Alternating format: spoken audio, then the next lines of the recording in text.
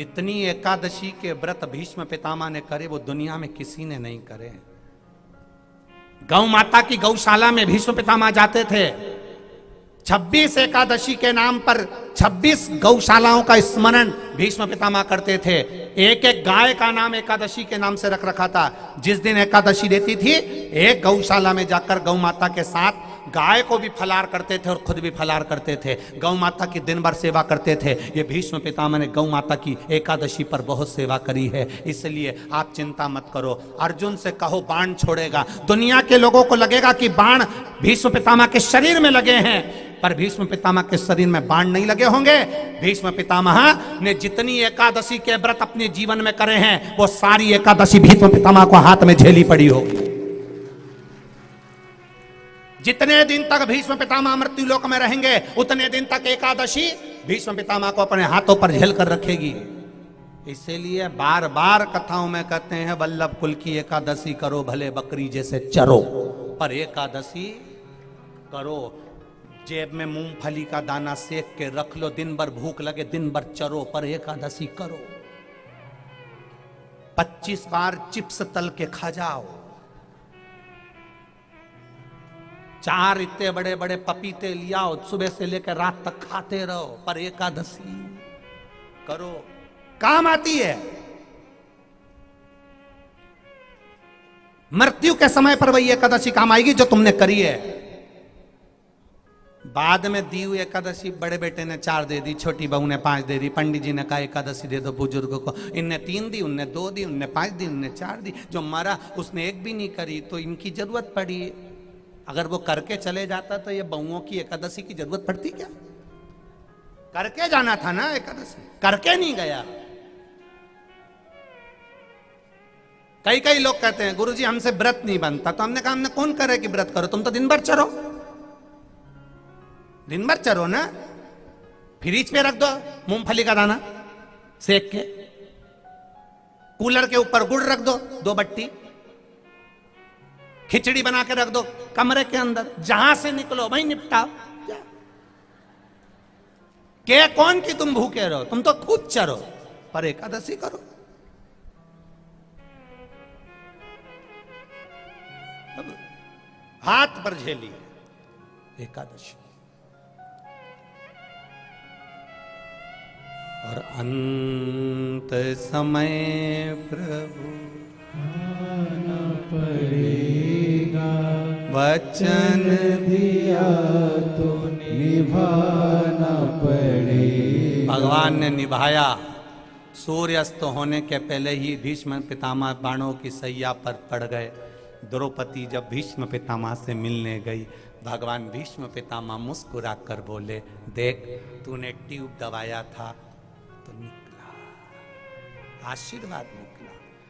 आप भी अपने माता पिता के चरणों को अगर थोड़ा सा दबा लोगे, प्रणाम कर लोगे, नमन कर लोगे, गुरु के चरणों को नमन कर लोगे, निकल कर आशीर्वाद जो मिलेगा वो पूरी जिंदगी से ताक देगा। सहज नहीं है।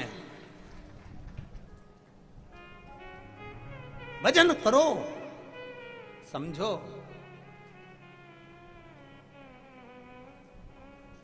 बहुओं से निवेदन है प्रणाम कर लिया करो थोड़ा थोड़ा।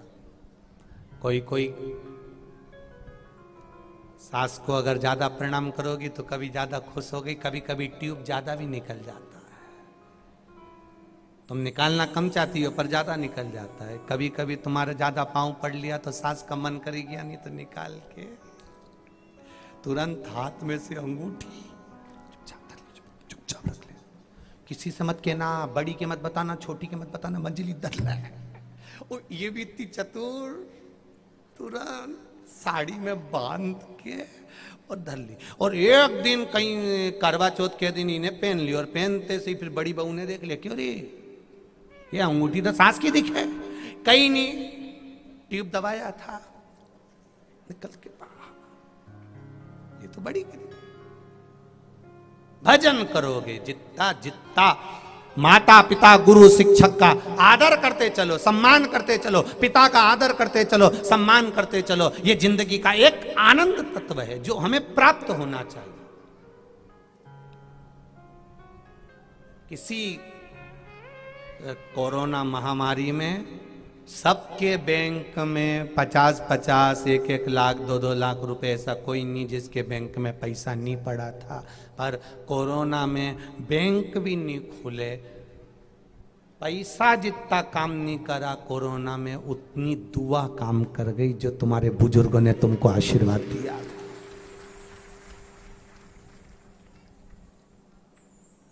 कितना भयंकर कोरोना आया था। आसपास मोहल्ले, गांव, नगर, शहर में इतने मर रहे थे, इतने, तुम्हारे भी आसपास में आ गया था पर तुम बच गए। भगवान को धन्यवाद देना, तूने बचा लिया, ये तेरी बड़ी कृपा थी दातार। नहीं तो कोविड-19 में अपन 20 हो जाते हैं, सब धरा रहे, सब पड़ा रहे, समाप्त। हम तो कहें भगवान भोलेनाथ जी ने आपको इसलिए बचा कर रखा, नहीं तो निपटा तो वो कब का देता, पर बचा के इसलिए रखा कि भजन करेगा, शिव कथा का स्मरण करेगा, एक लोटा जल शिव मंदिर में चढ़ाएगा तो अपनी जिंदगी को सार्थक कर लेगा और भगवान के करीब पहुंच जाएगा। बचा लिया उसने। और जिसके शरीर में कोरोना हुआ था और कोरोना होने के बाद भी अगर भगवान बचा कर रखे हैं तो समझ लेना बोनस के दिन चालू हुए हैं तेरे। भगवान ने बचाया है, अपना आधे से ज्यादा समय परमात्मा को देना चालू कर। पर कोरोना में बचने के बाद भी लोग दुकान पर ऐसे बैठे हैं, भैया हम तो बच गए दादा, वो तो छोरा था पटक के ले गया हॉस्पिटल में, वो तो ये हो गया। पर उस परमात्मा को धन्यवाद नहीं दिया कि पत्नी ने जो पूर्व में कभी शंकर का व्रत करा होगा, सोमवार करे होंगे, 16 सोमवार करा होगा, हरतालिका तीज करा होगा, प्रदोष करी होगी, कभी व्रत करा होगा, कभी शिव जी को 1 लोटा पानी चढ़ाया होगा, तो वहां गया इंदौर और इंदौर से भी अच्छा खासा वापिस आ गया। नहीं तो जो जारिया था वो निपट जारिया था। और अब दुकान पे बैठा तो भगवान को याद कर लिया कर, दिन भर बैठे बैठे थोड़ी देर में 4-5 ग्राहक चाय आए, उसके बाद फिर भगवान को याद कर ले, श्री शिवाय नमस्ते। फिर ग्राहक आ गए, उनसे बात कर ले, 5 मिनट बाद फिर वापिस श्री शिवाय नमस्तुभ्यम। ग्राहक आएंगे, सामान लेंगे, दुकान में एक छोटा सा मोबाइल रख ले जिसमें कथा सुनते रहे, दुकान में एक छोटी सी टीवी लगा ले, 1 बजे से 4 बजे तक शिव पुराण की कथा आती है, चलने दे। ग्राहक आएगा, उसके भी कानों में कथा जाएगी और तू भले काम करते रहना, पर चलते फिरते कानों में अगर कथा चली गई, फिर वही वाली बात आ गई, घर में कोई सामान फालतू पड़ा रहता है, पड़े रहने दो, कभी ना कभी काम में आ जाता है। उसी तरह तुम ग्राहक देखो, काम करो, नौकरी करो, सर्विस करो, पर चलते फिरते भी अगर तुम्हारे कानों में शिव महापुराण की कथा पहुंच गई तो कभी ना कभी काम आई जाएगी, ये निश्चित है, आएगी काम, मिलेगा।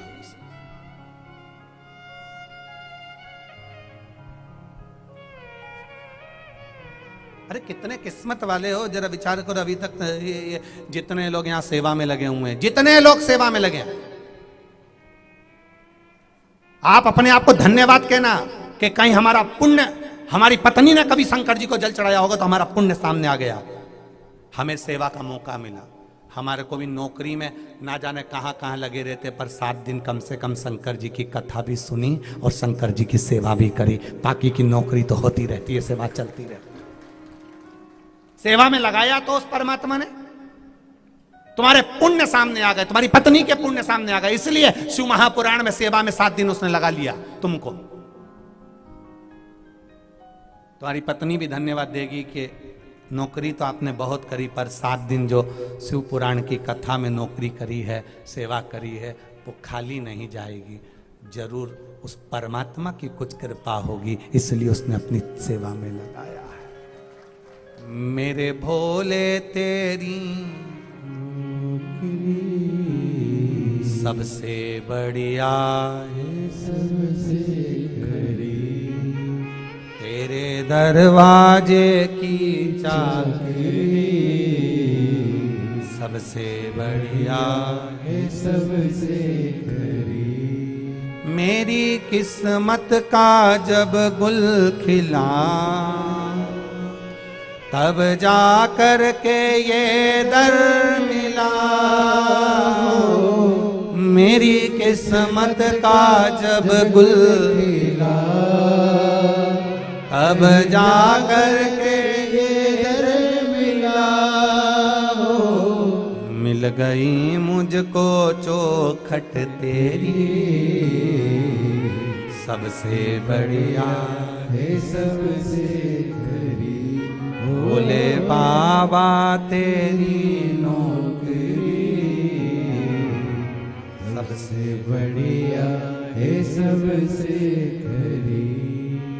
दिल से भगवान को पुकारो, कह देना डमरू वाले से तेरे द्वार भिखारी आया है, कह देना डमरू वाले से तेरे द्वार पुजारी आया है, कह देना डमरू वाले से तेरे द्वार पुजारी आया है, कह देना डमरू वाले से तेरे द्वार पुजारी आया है, तेरे द्वार पुजारी आया है, तेरे द्वार पुजारी आया है, तेरे द्वार पुजारी आया है,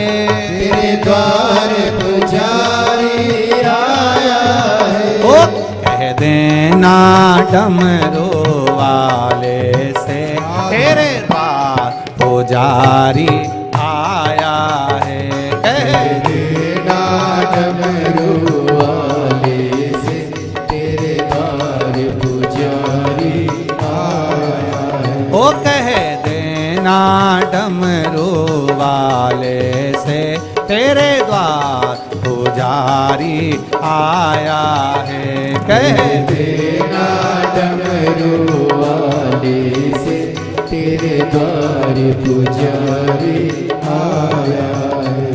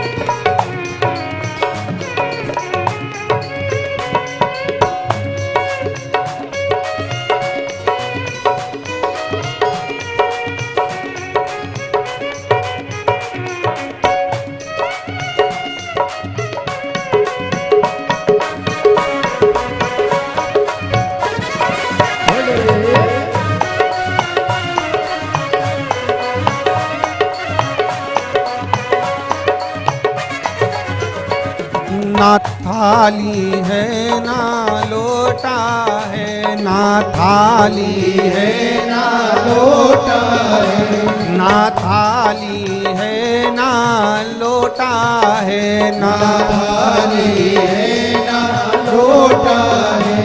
खाली हाथों पुजारी आया है तेरे द्वार, पुजारी आया है।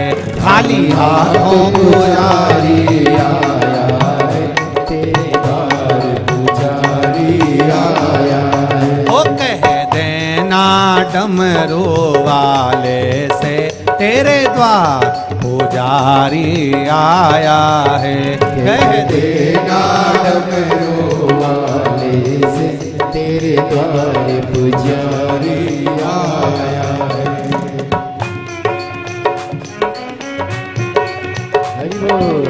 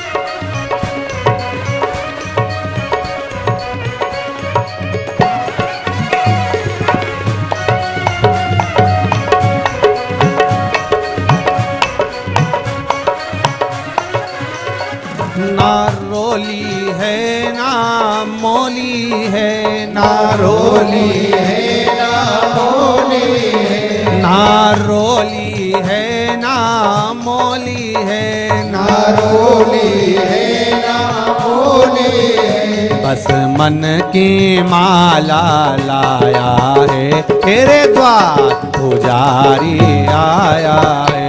बस मन की माला तेरे द्वार पुजारी आया, बस मन की माला लाया है तेरे द्वार पुजारी आया है। बस मन की माला लाया तेरे द्वार पुजारी आया, तेरे द्वार पुजारी आया है, तेरे द्वार पुजारी ओ तेरे द्वार पुजारी आया है, तेरे द्वार पुजारी आया है, ओ कह देना डमरू वाले से तेरे द्वार पुजारी आया है। कह देना डमरू वाले से तेरे द्वार पुजारी आया है।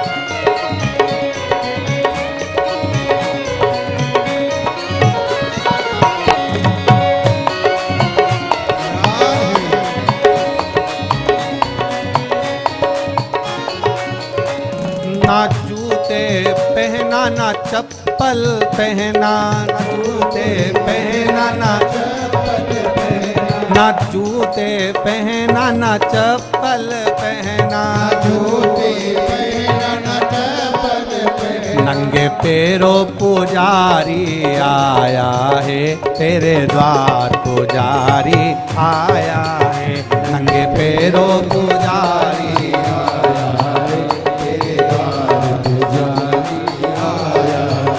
कह देना डमरू वाले से तेरे द्वार पुजारी आया है।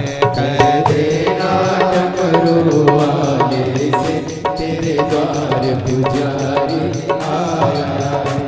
तेरे द्वार पुजारी आया है। तेरे द्वार पुजारी आया है। ओ तेरे द्वार पुजारी आया है।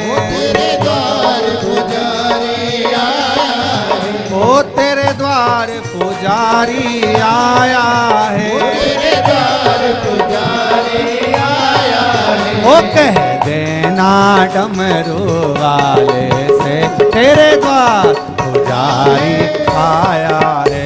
कह देना डमरू वाले से तेरे द्वार पुजारी आया है। ओ कह देना डमरू वाले से तेरे द्वार पुजारी आया है।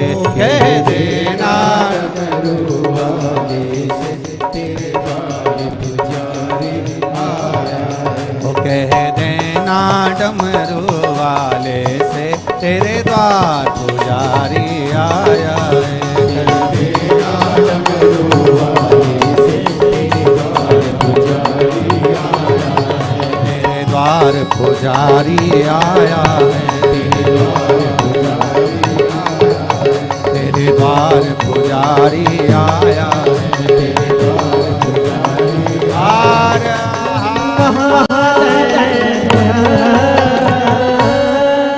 अपने स्थान पर बैठकर भगवान शिव से अपने मन की बात बाबा देवादिदेव महादेव से कहिए। दिल से बाबा देवादिदेव महादेव से प्रार्थना करिए। भगवान शिव से बैसाख के पावन अवसर पर बाबा देवादिदेव महादेव से दिल से प्रार्थना कर विनय करिए। जहां जगह मिल जाए वहां बैठो और दिल से बाबा से प्रार्थना।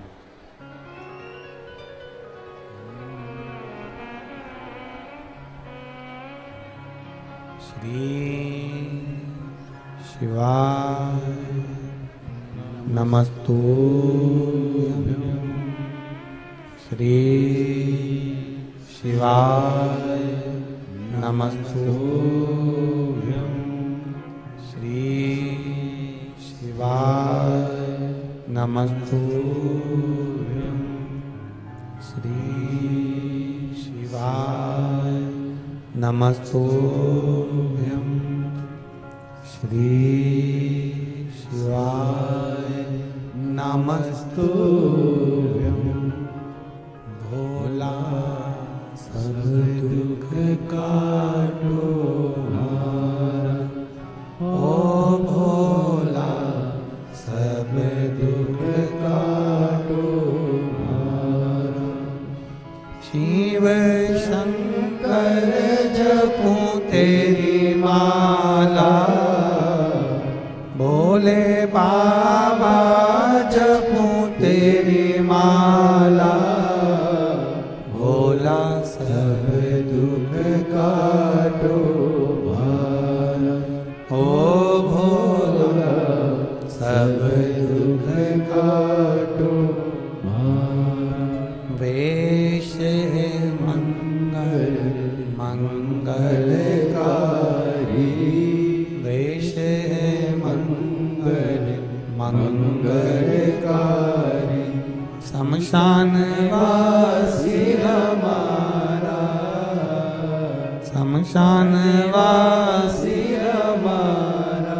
ओ भोला सब दुख काटो हमारा, ओ भोला सब दुख काटो हमारा। शिव कथा कह रही है, विश्वास के साथ परमात्मा का भजन भक्ति के साथ करें।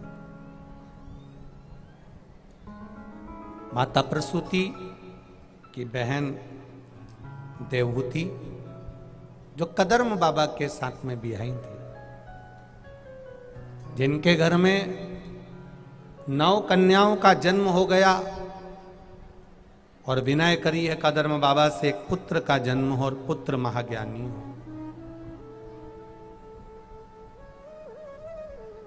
कदर्म देवहूति का आगमन माता प्रसूति के यहां होता है, जहां बैठकर माता प्रसूति जी ने ध्रुव जी को जो दिया है ज्ञान, वैसा ही अविरल ज्ञान माता प्रसूति ने देवहूति को भी दिया। अपनी बहन ने, बड़ी है, आदरणीय है, सम्माननीय है, पर दे रही। देखो, जिसके पास जो होता है वो वही देता है। आपके पास में जो होगा आप वही देंगे। भगवान कृष्ण का जब जन्म महोत्सव हुआ तो दशरथ जी के यहाँ राम जी का जन्म उत्सव हुआ, तो दशरथ जी ने माणिक मोती सोना चांदी हीरा पन्ना इतना लुटाया, इतना लुटाया, इतना लुटाया कि अयोध्या में मणि पर्वत बन गया, रतन पर्वत, मोती पर्वत, मणि पर्वत बन गया। इतने इतने हीरे पन्ने लुटाए थे।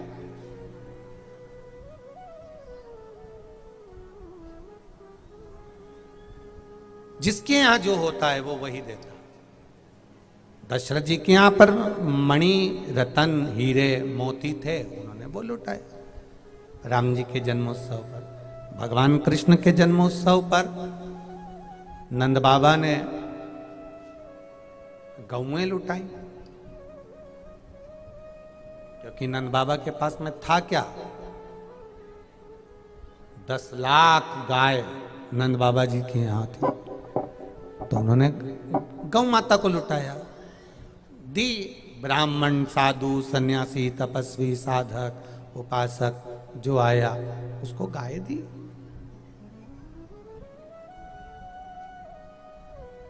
वो भागवत जी में भजन में लोग कहते हैं ना, नंद बाबा ने गौएं लुटाई,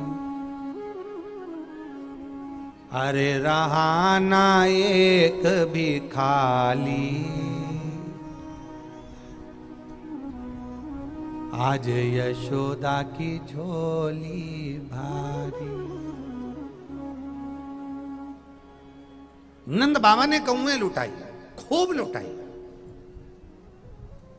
अरे नंद बाबा ने गौएं लुटाई, नंद बाबा ने गौएं लुटाई।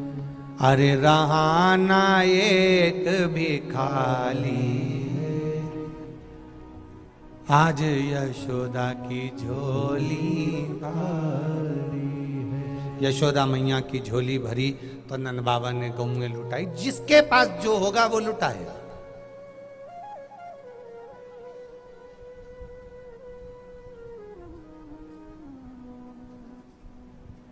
किसी की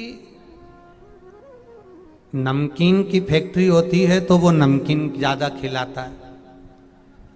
किसी की मिठाई की दुकान होती है तो वो मिठाई ज्यादा खिलाता है। जैसा है वैसा देगा। किसी की गजक की दुकान है तो गजक दे, जिसकी कपड़ा की दुकान वो कपड़ा देगा।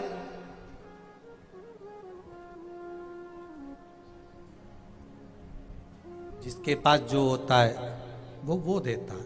माता प्रसूति के पास क्या है? केवल भगवान की अविरल भक्ति। जिस समय पर माता सती यज्ञ की अग्नि में कूदने वाली थी, तब पूरी शिव महापुराण की कथा उठाकर देखना और पूरी भागवत उठाकर देखना, पूरी रामचरितमानस उठाकर देखना। जितनी जितनी पुराणे आप उठाकर देखेंगे उसमें आपको वर्णन मिलेगा कि सती मैया के आने से बहनें अच्छे से नहीं मिली। सती मैया जब आई तो उनके भाई अच्छे से नहीं मिले। सती मैया जब आई तब उनका पिता अच्छे से नहीं मिला। पर अगर कोई अच्छे से मिली तो वो सती माता की माँ थी, माता प्रसूति और वीरणी, जो अपनी बेटी से हृदय से मिली है, दिल से मिली। जिसमें ज्ञान भरा होता है, जिसमें ज्ञान भरा है, वो अज्ञानता से, अभिमान से थोड़ा दूर है। जिसमें ज्ञान है वो अहंकार से परे है।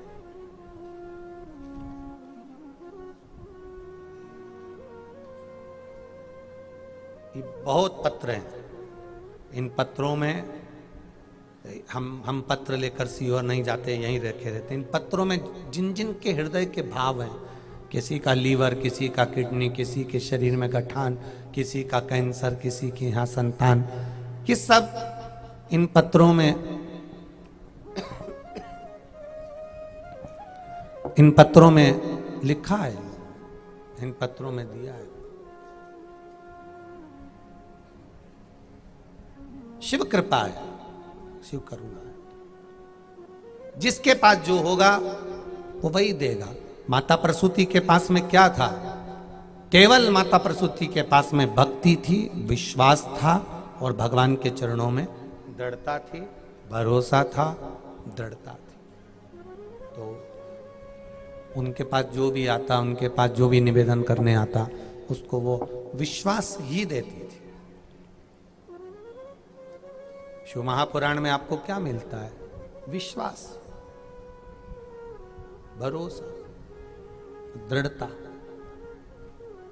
भक्ति, भरोसा, ये शिव महापुराण में प्राप्त होता है।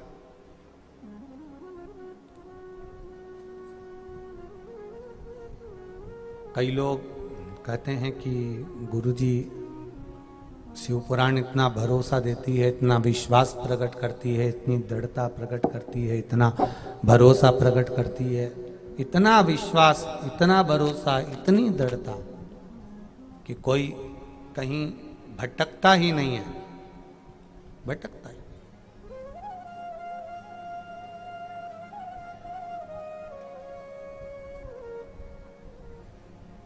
और सत्यता यही है एक अहंकारी व्यक्ति के पास में अगर बैठोगे, अभिमानी व्यक्ति के पास में बैठोगे तो अभिमान की बात करेगा और अभिमान आप में भी समाहित होने लगेगा।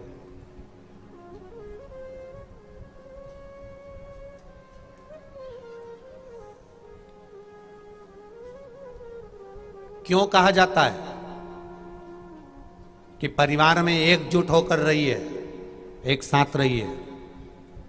4 भाई का परिवार है, चारों का अलग अलग भोजन बन रहा है, मना नहीं है। चारों की जमीन अलग अलग है, मना नहीं है। चारों अलग अलग भोजन बन रहा है, चारों की जमीन अलग है, चारों के बच्चे अपने अपने घर में रह रहे हैं, पर निवेदन, चारों की जमीन अलग हो, चारों के घर भले अलग हों, चारों के विचार भले अलग हों, पर निवेदन है कि चारों परिवार के व्यक्ति जब किसी के यहाँ जाएं तो एक जैसे एकजुटता नजर आना चाहिए। ये नहीं कि यहां से गला पकड़ रहे बाबू, यहां से कोई कहे इधर वाले के लिए कुछ कह दिया, इधर वाले ने उधर वाले के लिए कह दिया, उधर वाले ने इधर वाले के लिए कह दिया। ऐसा नहीं होना चाहिए। एकजुटता हो।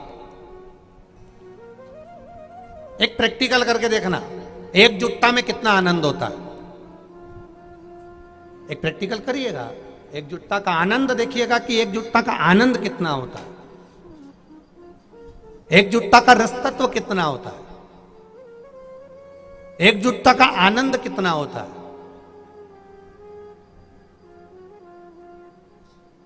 हमारे बीच में 24 अवतार मंदिर में कथा की अग्रणता रखने वाले मनोज जी पटेल जी यहाँ पधारे हैं। एक बार जोरदार ताली बताकर स्वागत करें। एकजुटता का जो आनंद है वो कितना प्रबल।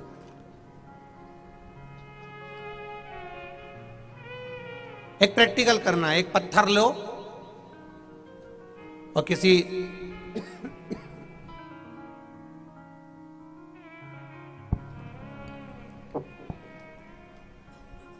एक पत्थर लो और उस पत्थर को किसी जानवर को, किसी जीव को आप मारेंगे, कुत्ते को मारेंगे, बिल्ली को मारेंगे या किसी को मारेंगे तो वो डर कर, भय खाकर वो जीव, वो जानवर भाग जाए। बोलो भागेगा कि नहीं भागेगा? अरे बोलो जम के, भाग जाए। किसी जानवर को आपने, किसी बिल्ली को, कुत्ता को, किसी जानवर को एक पत्थर लिया, वो पत्थर फेंका, जानवर भाग जाए। अब पत्थर वही उठाना और उसी पत्थर को उठाकर मधुमक्खी के छत्ते पे मार देना, भागेगी? किसके पीछे? जिसने पत्थर मारा उसके पीछे। वो जानवर अकेला था, वो जीव अकेला था, इसलिए डर गया, भाग गया। पर मक्खियां समूह में रहती हैं, डरती नहीं है, इसलिए पीछा पकड़कर काटती जरूर है। 4 भाई का परिवार है, अलग अलग रहते होगे, खाना अलग बनाओ, मना नहीं। तुम्हारी जमीन भी सब अलग हो, मना नहीं। तुम्हारे विचार अलग हो, मना नहीं। पर जब एकजुटता की बारी आ जाए तो सारे की सारे मधुमक्खी की तरह एक हो जाओ। फिर किसी की सामर्थ्यता है जो हमारे सनातन धर्म पर उंगली उठा दे?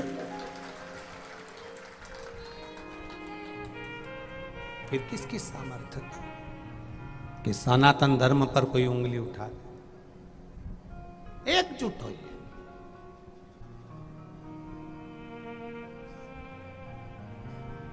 कोई ये आज मीडिया वाले पूछ रहे थे कि गुरुजी आप कथाओं में बार बार कहते हो कि निर्माल्य विसर्जन करने के रथ गांव गांव, नगर नगर, शहर शहर की माताएं चला रही हैं, भाई लोग चला रहे हैं।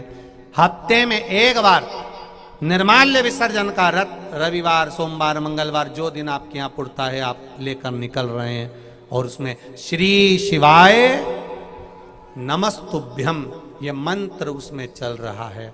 उस मंत्र के चलने का कारण केवल इतना है कि जो सुने वो शंकर को नमन करता हुआ निर्माल्य की सामग्री उसमें डाले।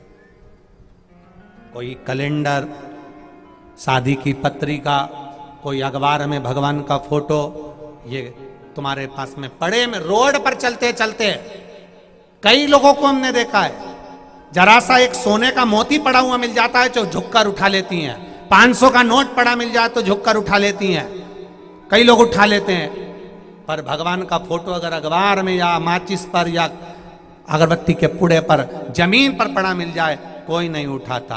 प्रयास करना उसको उठाकर एक पर्स में रख लेना, जब तुम्हारे यहाँ निर्माल्य विसर्जन की गाड़ी निकले उसमें उसको ले जाकर डाल देना तो वो कहीं विसर्जन हो जाएगा। हमारी नदी, तालाब, सरोवर सब शुद्ध रहें, इसमें अशुद्धता का भाव ना आए। जल अगर आज रहेगा तो कल हमारा जीवन रहेगा। आज भी श्री तिलकेश्वर महादेव राठौर समाज महिला मंडल, श्री तिलकेश्वर महादेव राठौर समाज महिला मंडल, महितपुर सिटी, जिला उज्जैन, मध्य प्रदेश से आशा जी राठौर वार्ड क्रमांक 1 के पार्षद हैं, जिनके द्वारा और ये तिलकेश्वर महादेव राठौर समाज महिला मंडल द्वारा महितपुर में भी एक निर्माल्य विसर्जन रथ चालू हो रहा है। एक बार जोरदार ताली बजाएं। बहुत बहुत साधुवाद है।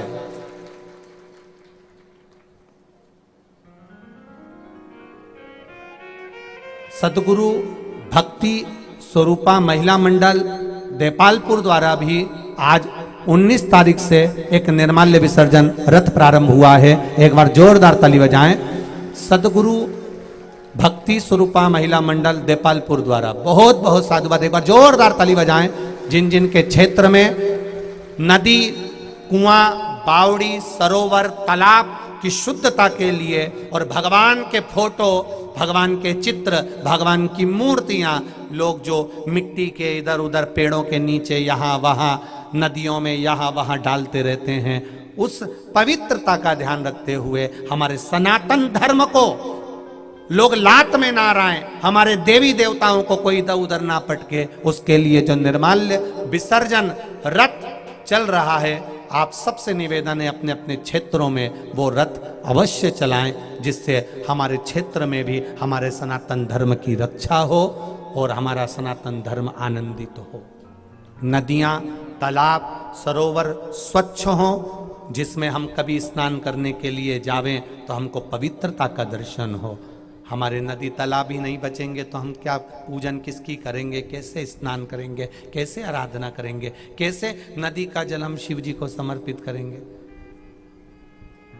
उनको स्वच्छ रखना है। और बहुत अच्छी पहल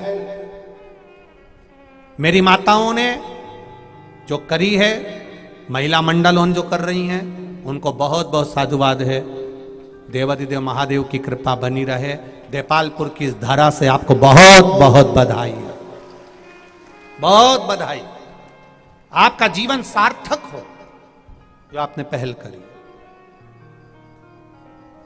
निर्माल्य विसर्जन की जो गाड़ी है उसमें श्री शिवाय नमस्तुभ्यम मंत्र का स्मरण चलता रहेगा, करते रहेंगे, क्योंकि सुबह के समय पर कई कचरे की गाड़ियां भी घूमती है। लोगों को उन कचरे की गाड़ी से हटकर निर्माल्य विसर्जन की आवाज श्री शिवाय नमस्तुभ्यम के माध्यम से सुनाई दे और संपूर्ण ब्रह्मांड में वो गुंजायमान हो, जिससे हमारा जीवन सार्थक हो। भक्ति के साथ जुड़े, भजन, शिव कथा कह रहे। देवहूति माता ने कदर्म ऋषि के साथ में जाकर माता प्रसूति के पास में विराजमान हुआ। कदर्म जी ने दक्ष प्रजापति से बात करी। प्रसूति माता की नम्रता, प्रसूति माता का ज्ञान, प्रसूति माता की धैर्यता, प्रसूति माता की श्रद्धा, प्रसूति माता का विश्वास, दृढ़ता। क्या कहना चाहते बाबू? बालक हुआ है, कितने वर्ष के बाद हुआ?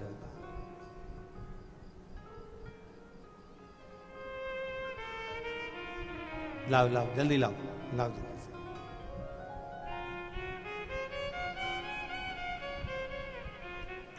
जल्दी लेके आओ।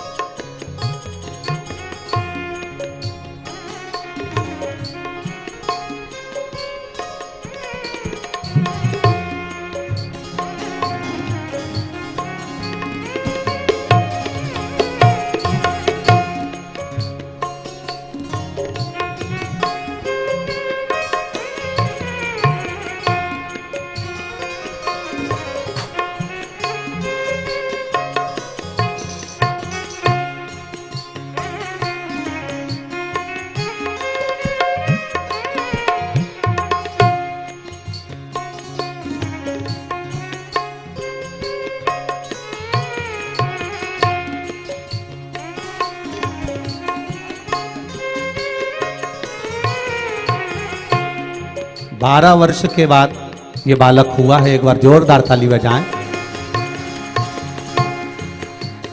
और इस बच्चे के लिए आपको और हमको शिव महापुराण के सामने कामना करना, क्योंकि इस बच्चे के हार्ट में 2 छेद बताए डॉक्टर ने। तो 5 बार श्री शिवाय नमस्तुभ्यम, और ये विश्वास के साथ जाएगा कि ऑपरेशन की जरूरत नहीं पड़ेगी, हार्ट का छेद मेरा महाकाल बाबा भर कर आएगा। श्री शिवाय नमस्तुभ्यम, श्री शिवाय नमस्तुभ्यम, श्री शिवाय नमस्तुभ्यम, श्री शिवाय नमस्तुभ्यं, श्री शिवाय नमस्तुभ्यं। हर हर महादेव। कितने दिन का है?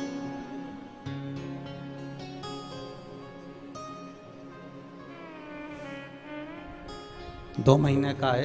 इसको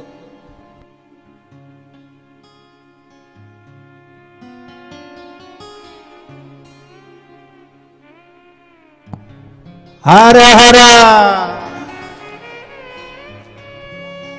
खाली न जाता कोई दर से तुम्हारे, खाली न जाता कोई दर से तुम्हारे, मैं भी खड़ा हूँ नन्हे बाहें बसाए, मैं भी खड़ा हूँ नन्हे बाहें बसाए।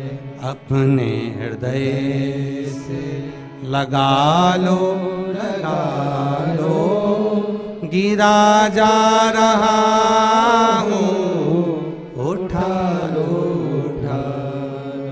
प्रभु अपने दर से अब तो न टालो, गिरा जा रहा हूँ, उठा लो।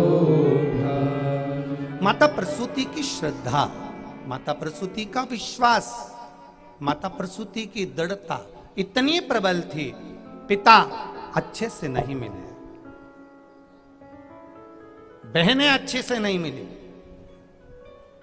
परिवार अच्छे से नहीं मिला, पर मां प्रसूति जिसमें ज्ञान की मुद्रा होती है, जिसमें ज्ञान प्रबल होता है, विश्वास प्रबल होता है, श्रद्धा प्रबल होती है, सामने विरोधी भी आकर खड़ा हो जाए तो वो उससे भी प्रेम से ही बोलता है। ये ज्ञान की परिभाषा, ये ज्ञान की परिभाषा। ओ आपका विश्वास जितना दृढ़ होगा, आप परमात्मा पर उतना भरोसा करना प्रारंभ करें। और परमात्मा पर अगर भरोसा कर लिया, फिर वही बात आ गई, संसार पर भरोसा करोगे तो एक ना एक दिन टूट जाएगा, और भोलेनाथ पर भरोसा करोगे तो संसार सागर से छूट कर उसके हो ही जाओगे। ये निश्चित था। करो विश्वास, करो भरोसा। शिव कथा कह रहे,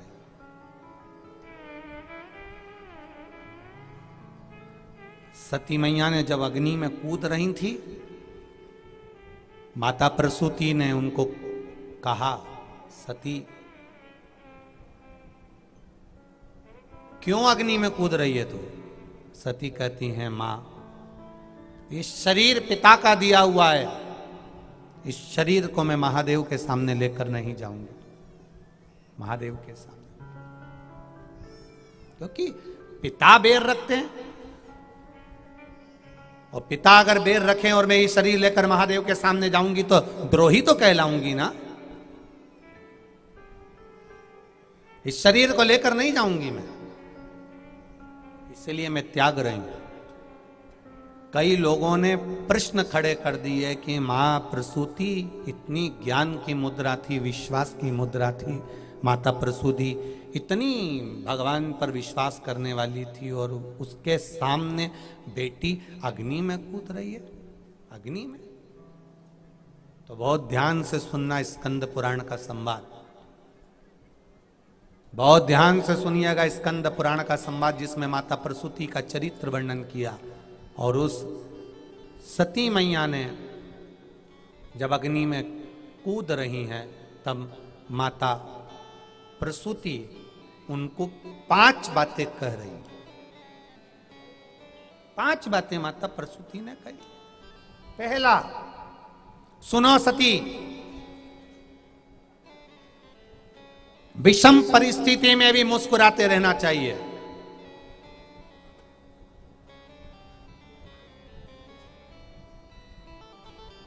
आज मान लो अगर विषम परिस्थिति है तो सती थोड़ा सा मुस्कुराओ, क्रोध को छोड़ो। दूसरा, सती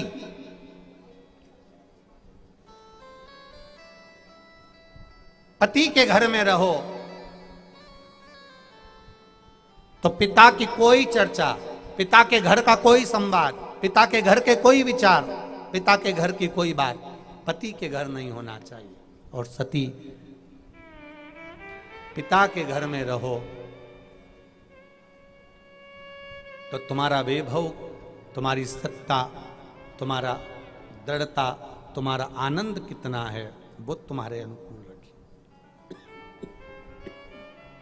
सती, तीसरी बात का स्मरण करिएगा, सती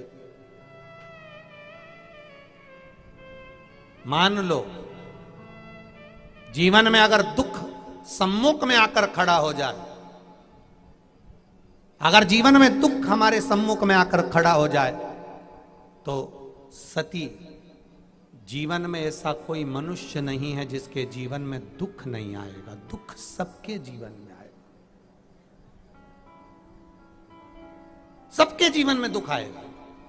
क्योंकि कर्म का लेख जब भगवान राम जी के जीवन में दुख आया, भगवान कृष्ण के जीवन में दुख आया, कितने बड़े बड़े गुरु उनके साथ में थे, कितने बड़े बड़े आचार्य उनके साथ में थे, कितने बड़े बड़े संत उनके साथ में थे, कितने बड़े बड़े साधु उनके साथ में थे, कितने बड़े बड़े तपस्वी उनके साथ में थे।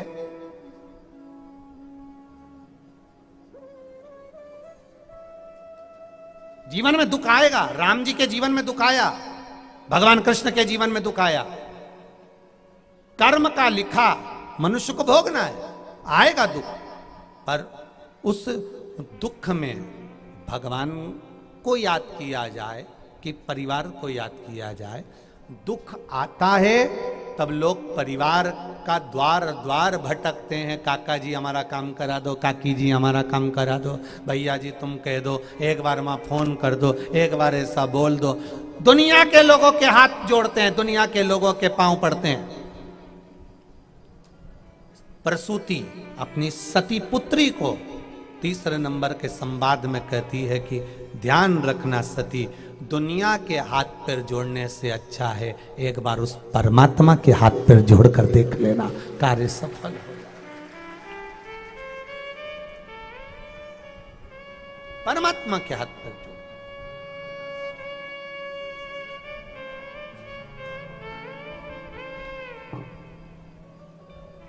कितनी कितनी विडंबना संसार की, कितनी विडंबना, कितनी विडंबना। हम क्यों ना परमात्मा के हाथ पर जोड़ें, हम क्यों ना परमात्मा की शरणागति ग्रहण करें, हम क्यों ना परमात्मा की भक्ति ग्रहण करें, हम क्यों ना परमात्मा के चरणारविंद का रसतत्व ग्रहण करें। क्यों भटके हम। प्रसूति सती से कह रही है, दुनिया में संसार सागर में ऐसा कोई नहीं जन्मा जिसके जीवन में दुख नहीं आया, आएगा। दुख परमात्मा देता है तो झेलने की सामर्थ्यता भी परमात्मा देता है, बस उस सामर्थ्यता के अनुसार हमें चलना होगा, उस सामर्थ्यता के अनुसार। चौथी बात के अंतर्गत सती से कहा, सती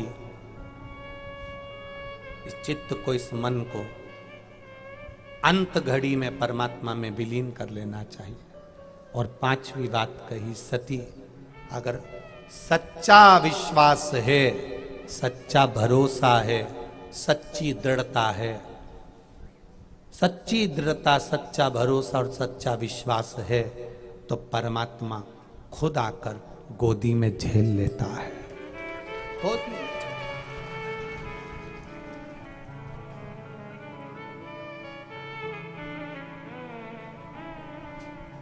एक गांव में एक व्यक्ति रहता था,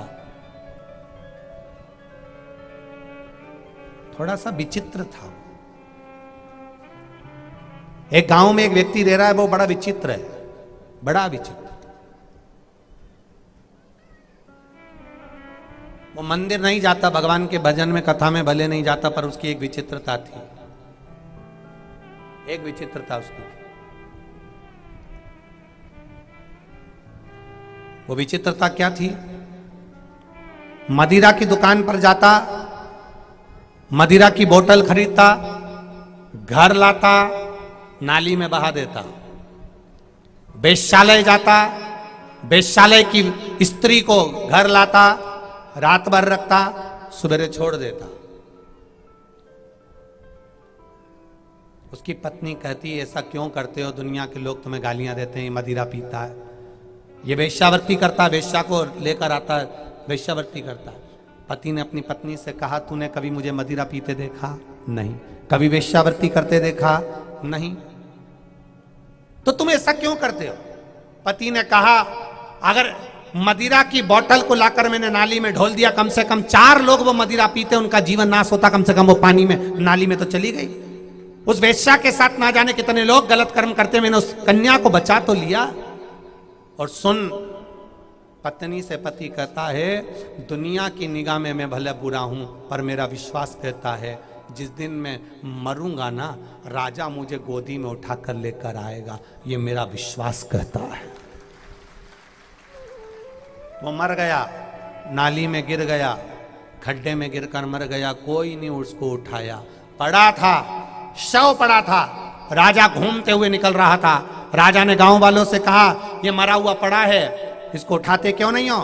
कहे, ये मदिरा का नशा करता है, वेश्यावृत्ति करता है, ये काम करता, वो काम करता, गलत काम करता। उसने गलत कुछ नहीं करा, पर राजा ने कहा, भले गलत काम करता है, पर उठा के इसको घर तक तो ले जाओ। राजा रूप बदल कर गया था, तो गांव के लोगों ने कह दिया, तुम उठा लो। राजा ने उसको कंधे पर उठाया, उसके आंगन में ले जाकर डाला। उसकी पत्नी से पूछा, लोग इसको अपशब्द कहते हैं। पत्नी ने राजा को जब सब बताया, राजा उसको गोदी में उठाकर अंतिम संस्कार करने के लिए गया, क्योंकि उसने कहा था, दुनिया भले ना समझे, राजा मुझे समझ जाएगा। उसी तरह दुनिया की निगाह में भले आप बुरे हो, बेकार हो, गलत हो, दुनिया के लोग तुमको गाली बकते रहें, पर आप उस परमात्मा की निगाह में अच्छे बने रहना, अपना सत्कर्म करते रहना, भजन करते रहना। लगे आग लगे बस्ती में और अपन रहो मस्ती में, क्या किसको रोइए, चादर तान के सोइए। आपकी भक्ति छूटना नहीं चाहिए, आपकी दृढ़ता ना छूटे, आपका विश्वास ना छूटे।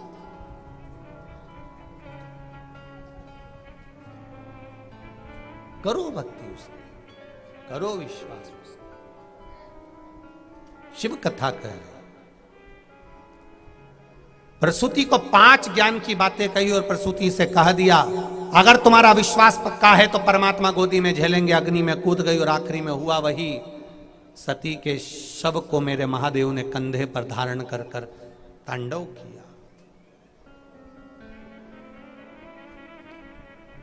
ज्ञान की मुद्रा है माता प्रसूति, और माता प्रसूति ने कदर्म ऋषि की धर्म पत्नी माता देहूति जो सती की बड़ी बहन है उनको भी ज्ञान दिया। तो क्यों दुखी रहती है जीजी, तू मुझसे बड़ी है। देहूति प्रसूति से बड़ी थी। मनु शत्रुपा की 3 कन्याओं में प्रसूति छोटी है और देवहूति बड़ी है। तू मुझसे बड़ी है, और बड़ी होकर तू, बड़ी होने के बाद में भी तू ये क्या गलत करना। मेरे घर में 9 कन्याओं का जन्म हुआ पर बेटा नहीं हुआ, पुत्र नहीं हुआ। प्रसूति ने कहा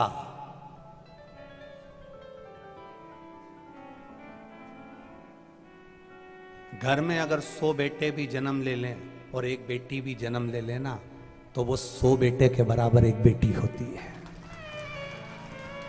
ये प्रसूति के शब्द हैं। बेटा एक बार मां बाप को दुखी देख सकता है, पर दुनिया की कोई बेटी ऐसी नहीं जो अपने मां बाप को कभी दुखी देख ले। वो दुनिया की बेटी नहीं हो सकती, कोई नहीं। एक बार बेटा अपने मां बाप को दुखी देख लेगा, पर बेटी कभी अपने मां बाप को दुखी नहीं देखती। थोड़ा सा भी दुख आया ना माता पिता को तो फोन लगाकर पूछ लेती है पापा की तबीयत कैसी है, मां कैसी है। थोड़ी सी भी तकलीफ सुनेगी पूछेगी। कई गांव ऐसे हैं, कई जगहें ऐसी हैं, कई क्षेत्र ऐसे हैं जिन क्षेत्रों में एक बार अगर बेटी की शादी कर देते हैं तो बेटी की शादी करने के बाद माँ बाप ऐसे फ्री हो जाते हैं कि अब हमें बेटी से कोई मतलब है ही नहीं। कई क्षेत्र ऐसे हैं, कई गांव ऐसे हैं, बहन बेटी को पूछना बंद कर देते हैं।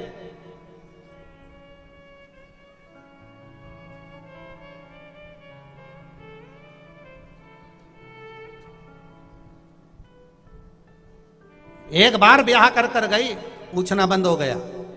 नहीं, शिव पुराण कह रही है गाय अगर तुम्हारे दरवाजे पर आती है, संत ब्राह्मण अगर तुम्हारे दरवाजे पर आते हैं और बहन बेटी अगर तुम्हारे दरवाजे पर आती है तो तुम्हारे घर का काल हर कर चली जाती है। गौ माता तुम्हारे दरवाजे पर आए, बहन बेटी तुम्हारे दरवाजे पर आए, संत ब्राह्मण तुम्हारे दरवाजे पर आए, वो तुम्हारे काल का हरण कर लेते हैं। कोई दुख आने वाला था, कोई तकलीफ आने वाली थी, कोई कष्ट आने वाला था, कोई बीमारी आने वाली थी, कोई रोग आने वाला था, गाय दरवाजे पर आ गई। घर के लोगों ने कहा भी रोटी दी थी, डंडा लेकर पहुंच गए, ना दूसरी बार आ गई ना, दूसरी बार रोटी दे दो। ध्यान देना, आप जितना बांट कर चलते हो ना उतना आपके पास प्राप्त होता है, उतना प्राप्त होगा। स्वयं खा लेना सुकृति है, छुड़ा कर खा लेना विकृति है, और बांट कर खाना यह भारत देश की संस्कृति है। बांट कर खाइए।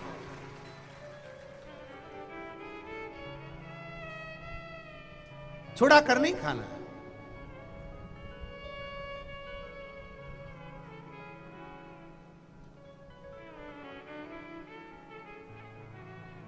प्रेम से पाइए, एक सुख के साथ, एक आनंद के साथ।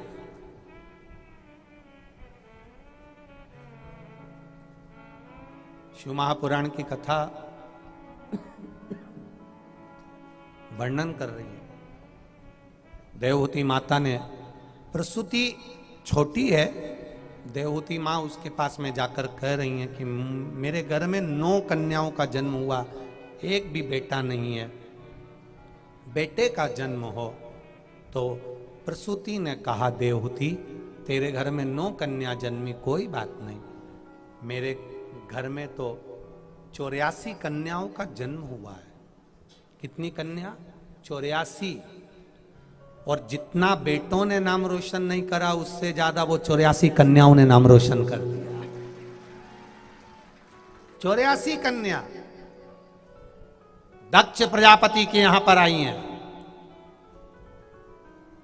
तेरे यहां तो 9 आई है, केवल 9 कन्या। प्रसूति, मैं चाहती हूं कि मेरे गर्भ से जो बेटा जन्म ले वो संसार सागर का उद्धार करे, संपूर्ण विश्व का कल्याण करे। बस जैसे ही देवहूति ने कहा कि संपूर्ण विश्व का कल्याण करे ऐसा बेटा हो, प्रसूति खुश हो गई। जिस माता के हृदय में ये आ जाता है कि मेरा बेटा ऐसा जन्म ले जो संपूर्ण संसार का कल्याण करे। आज के माता बच्चे को जन्म देती है तो भगवान से बस इतना कहती है, इतने साल से औलाद नहीं हुई, एक औलाद दे दो। भगवान, इतने साल से औलाद नहीं, औलाद दे दो। भगवान से तुम्हें कहना चाहिए, इतने साल के बाद अगर औलाद दे रहे हो तो ऐसी देना जो पूरे विश्व का कल्याण कर। हम कहते हैं भगवान 10 साल हो गए, 5 साल हो गए, 4 साल हो गए, 3 साल हो गए, संतान नहीं हो रही, ऐसी कृपा कर दो, औलाद दे दो, संतान दे दो, संतान दे दो, संतान दे दो। क्या करोगे कचरा इकट्ठा करके? भगवान से कहो, इतने साल के बाद अगर संतान दे रहे हो तो ऐसी देना जो पूरे विश्व में मेरे घर का नाम रोशन करे और पूरे विश्व का कल्याण करे। भजन, कीर्तन, स्मरण, राष्ट्र की रक्षा, सनातन धर्म की रक्षा करती रहे, ऐसी औलाद होना चाहिए। ऐसी औलाद स्वामी विवेकानंद जैसी, रामकृष्ण परमहंस जैसी, नामदेव जी जैसी, मीराबाई जैसी, कर्माबाई जैसी, ध्रुव जैसी, प्रहलाद जैसी औलाद हमारे घर में देना। भगवान, भगवान से ये प्रार्थना करा करो कि औलाद देना तो ऐसी देना। हम मांग भी रहे हैं भगवान से तो केवल इतना, भगवान 5 साल हो गए, संतान दे दो। भगवान के क्या करेगी? बस संतान मांगो तो ऐसा मांगो कि विश्व का कल्याण हो, सनातन धर्म की जय। ऐसी तो औलाद हो जो विश्व का कल्याण करे, नहीं तो मालूम पड़े बस खुद का कल्याण करे तो कहीं करोगे ऐसी औलाद का। धुंधकारी जैसी, धुंधकारी ने क्या करा था? जिस मां ने पाल पोस कर बड़ा करा, धुंधली ने, धुंधकारी ने उसी धुंधली से कहा, लाओ चाबी दो, सत्ता दो, वैभव दो, पैसा दो। धुंधली ने नहीं दिया। मारा बुढ़ापा कैसा निकलेगा? नहीं दूं 1 रुपया भी। बात धुंधकारी ने मां का गला दबाया और अंत में मां बचकर भागी भी तो कुएं में कूदकर प्राण त्याग दिए। गोकर्ण जैसी संतान होती है तो पूर्वज भी तर जाते हैं, और धुंधकारी जैसी संतान होती है तो जिंदा रहकर भी लोग मर जाते हैं। क्या करोगे ऐसी औलाद का?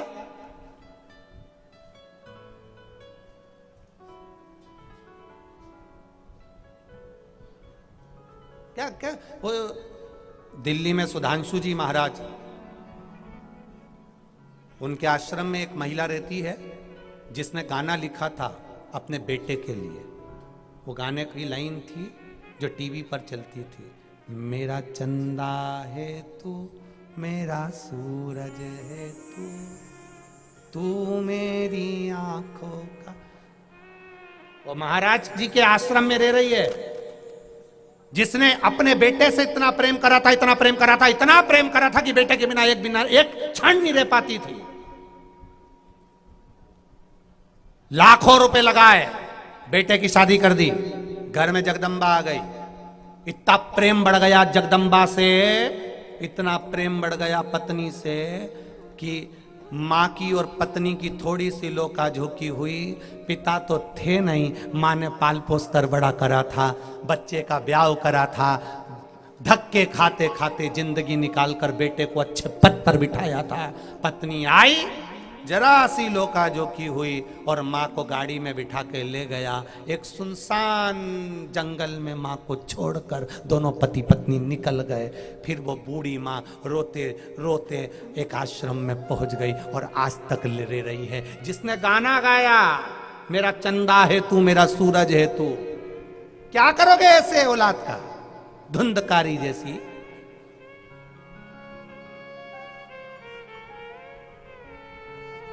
उस मां से पूछा, आप इतनी परमात्मा का भजन करने वाली हो तो आपकी औलाद ऐसी कैसी हो गई? उसने कहा, परमात्मा का भजन मैं बाद में करना चालू करा। मैं बच्चे को अच्छे एजुकेशन देने में लगी थी, कॉन्वेंट स्कूल में पढ़ाने में लगी थी, वीआईपी स्कूल में पढ़ाती थी, इंग्लिश लिटरेचर से पढ़ाती थी। बच्चे से कभी नहीं कहती थी कि तू मंदिर जा, बच्चे से कभी नहीं कहती थी कि मंदिर में जाके एक लोटा जल चढ़ा, मंदिर में जाके 2 अगरबत्ती लगा। जो बच्चा बाल्यावस्था में मंदिर नहीं जाता, जो बच्चा मंदिर में जाकर एक लोटा जल नहीं चढ़ाता, उसके घर के बुजुर्ग व्यक्ति को एक दिन वृद्धाश्रम की सीढ़ी पर चढ़ना ही पड़ता है, ये निश्चित है। अपने घर के बच्चों को संस्कार दो कि वो मंदिर तक जाएं। अपने घर के बच्चों को संस्कार, भले तुम वीआईपी स्कूल में पढ़ाओ, अंग्रेजी स्कूल में पढ़ाओ, वीआईपी ट्रीटमेंट दीजिए, खूब अच्छा खिलाओ, अच्छे कपड़े पहनाओ, पर अपने बच्चों को यह संस्कार दो कि एक लोटा लेकर मंदिर तक जा। जो मंदिर की सीढ़ी चढ़ जाता है वो आपको वृद्धाश्रम की सीढ़ी में कभी नहीं चढ़ने देगा। संस्कार दीजिए बच्चों को, ज्ञान दीजिए बच्चों को। ये बड़े हो जाएंगे, मंदिर में शर्म के कारण नहीं जाएंगे। आज इनकी आदत डाली है मंदिर जाने की, आज इनकी आदत डाली है शिवालय में एक लोटा जल चढ़ाने की। भक्ति में नहीं रमेंगे तो कब रमेंगे? भजन में रमेंगे। भजन, शिव कथा कह रही, शिव महापुराण की कथा कर रही है, भगवान का भजन कह रहा है, स्मरण कर रहा है, भगवान की कथा कर रही है। शिव महापुराण की कथा वर्णन करती है कि घर में बहुत सी चीजें होती हैं जो पड़ी रहती है।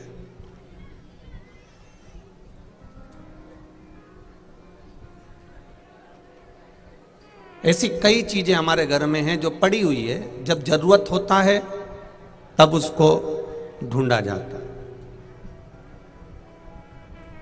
बहुत सारा सामान घर में ऐसे ही पड़ा रहता है, जब जरूरत होती है तब उसको ढूंढते हैं, जब जरूरत पड़ती है तब उसको ढूंढा जाता है।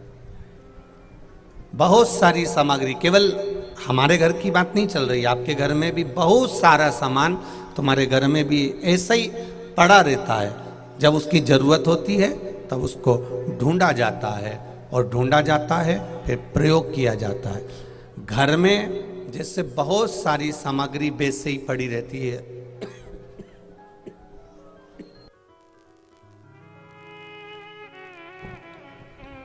घर में बहुत सारी सामग्री जैसे वैसे ही पड़ी रहती है, और जरूरत पड़ने पर उसको ढूंढा जाता है। शिव महापुराण की कथा कहती है, भगवान शंकर का संवाद कहता है, भगवान शंकर की कथा कहती है। उसी तरह से शिव नाम को, भगवान के नाम को, भगवान के भजन को, भगवान के कीर्तन को, भगवान के मंत्र को इस शरीर में, इस हृदय में जैसे बहुत सारी सामग्री घर में पड़ी रहती है और वक्त पड़ने पर उसको ढूंढा जाता है, भगवान के नाम को, श्री शिवाय नमस्तुभ्यम को इन कानों में, जिह्वा में, मन में पड़े रहने दो। अंतिम समय में इसकी जरूरत जरूर पड़ेगी और हम उसको जप कर निकल कर पार हो जाएंगे। इसको पड़े रहने दो, कानों में इसको पड़े रहने दो, जिह्वा पर इसको पड़े रहने दो, हृदय में इसको पड़े रहने दो। जब जरूरत होगी प्राप्त करेंगे, पार उतर जाएंगे।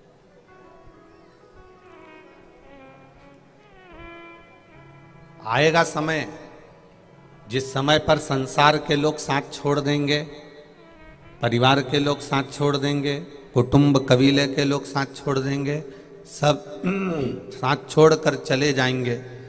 तब अंतिम समय में अगर कोई साथ निभाने वाला होगा तो जो तुमने ये 7 दिन की शिव महापुराण की कथा बैसाख महीने में श्रवण करी है, वो कथा जिसकी सुनी है वो तुम्हारी पीड़ा और व्यथा दोनों मिटाने के लिए तुम्हारे सम्मुख में खड़ा मिल जाए।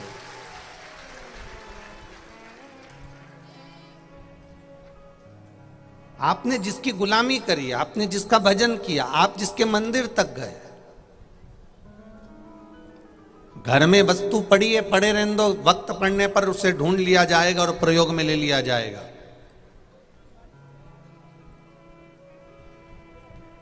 ये बुजुर्ग माताएं जितनी बैठी हैं, जितने बुजुर्ग भाई लोग बैठे हैं, ये अपने घर में से कोई सामान बाहर नहीं फेंकते। वो तो आजकल के पढ़े लिखे छोरा छोरी ऐसे हो गए कि उनको घर में कोई सामान सुहाता ही नहीं है। जरा सा भी सामान अगर उन्हें पड़ा हुआ दिखता है ना तो चिल्ला चोट करने लगते हैं, यह किसने पटका यहां पर। वो उठाएगी और उठाकर वो बहू तुरंत उसको ले जाके कहीं ना कहीं पटक देगी। अब ढूंढते रहो, तुम ढूंढते रहो। और बुजुर्गों की ऐसी आदत होती है कि घर में कोई भी फालतू सामान मिलता है उसको उठाकर संभाल के, वो लकड़ी की जो रेक रहती है आसपास कमरे में, ऊपर जो रेक्स बनी रहती है सीमेंट की, पत्थर की या लकड़ी का उसका कालम या बिम रहता है, उसके ऊपर उसको संभाल के रख दे। जब जरूरत पड़े उसने उठाया और प्रयोग में लिया।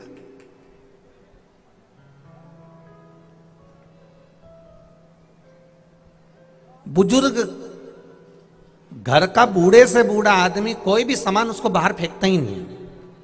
एक चिंदी भी मिली ना तो उसको संभाल के रख देगा, एक ऊन का टुकड़ा मिला ना उसको संभाल के रख देगा, एक चाबी मिली ना उसको संभाल के रख देगा, एक झाड़ू मिली उसको संभाल के रख देगा, कोई सामान मिला उसको संभाल के रख देगा। क्यों? क्योंकि उसको मालूम है। और उसने, बुजुर्ग व्यक्ति ने संभाल के रखा। और बहू सुबह से झाड़ू ढूंढ रही है, मेरी वाली झाड़ू नहीं मिल रही, मेरी वाली झाड़ू नहीं मिल रही, मेरी वाली झाड़ू नहीं मिल रही। इतने में सास बोली, नहीं मिल रही, जान दे, मैंने वो वहां संभाल के रखी, एक झाड़ू उठा ले और लगाई दे यहां से वहां तक। और बहू ने तुरंत झाड़ू उठाई और उठा के लगा के फिर पटक के चली गई। सास ने फिर संभाल के रखी। इसको मालूम है काम निकालेगी और इसके बाद पटक देगी। पर सास, ससुर, घर का बुजुर्ग, घर का बूढ़ा व्यक्ति जो भी फालतू सामान मिलता है उसको संभाल के रख देता है। कभी तो काम आएगा, कभी तो हाथ लगेगा। और जिस दिन काम आएगा उस दिन जरूरत पड़ने पर यही फालतू सामान काम आ जाएगा। दुनिया के लोग कहते हैं कथा फालतू है, सियोर वाला महाराज फालतू है, जबरदस्ती का बस 3 घंटा तक लोगों को लेकर बैठ जाता है। लोग कहते हैं मंदिर जाना फालतू है, लोग कहते हैं जल चढ़ाना फालतू है, लोग कहते हैं भजन करना फालतू है, लोग कहते हैं कथा में जाना फालतू है। हम कहते हैं जैसे फालतू सामान एक ना एक दिन काम आ जाता है, उसी तरह भगवान की कथा भी, मंदिर भी एक ना एक दिन काम आ जाता है। कभी अंत समय में काम आ सकता है। और अंत समय प्रभु आना पड़ेगा, वचन दिया तो निभाना पड़ेगा। आए ना आए प्रभु कुटुंब कबीला, अंत समय प्रभु आना पड़ेगा। और वचन दिया तो निभाना पड़ेगा। फालतू पड़ा हुआ सामान एक दिन काम में आ जाता।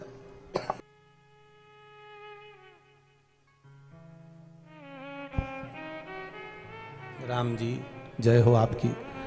फालतू पड़ा सामान भी एक दिन काम आ जाता है। फालतू पड़ा हुआ सामान भी एक दिन प्रयोग में लिया जा सकता। कोई कह दे कथा में जाना फालतू है, भजन करना फालतू है, राम नाम कृष्ण नाम फालतू है, भगवत कीर्तन भगवत नाम शिव जी पे जल चढ़ाना फालतू है। कोई कह दे ये सब फालतू का काम है, ये तो लोग जो फ्री हैं बस वही कथा में जाकर बैठते हैं। हम कहते हैं एक दिन यही भजन, यही कीर्तन, यही मंत्र, यही साधना, यही स्मरण एक दिन तुम्हारे काम आएगा। सब छोड़कर चले जाएंगे। हॉस्पिटल में अकेले आईसीयू में वेंटिलेटर पर जब पड़े होगे या मृत्यु की सैया पर, तुम्हारे शरीर मृत्यु की सैया की ओर जब जाएगा, अंतिम क्षण की ओर जब जाएगा, तब अंत समय में यही परमात्मा का नाम तुम्हारे काम आएगा और तुम इस नाम को लेकर पार उतर जाओगे।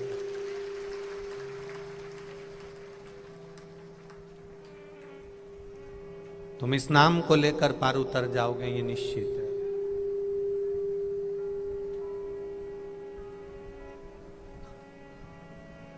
कहे दुनिया के लोग कि ये फालतू है, रोन दो। कोई तुमसे कहेगा कि दिन भर फालतू बैठी रह के तू, जब देखो जब टीवी चालू करे और शिव पुराण की कथा सुनती रहे, क्या फालतू है क्या दिन भर तू?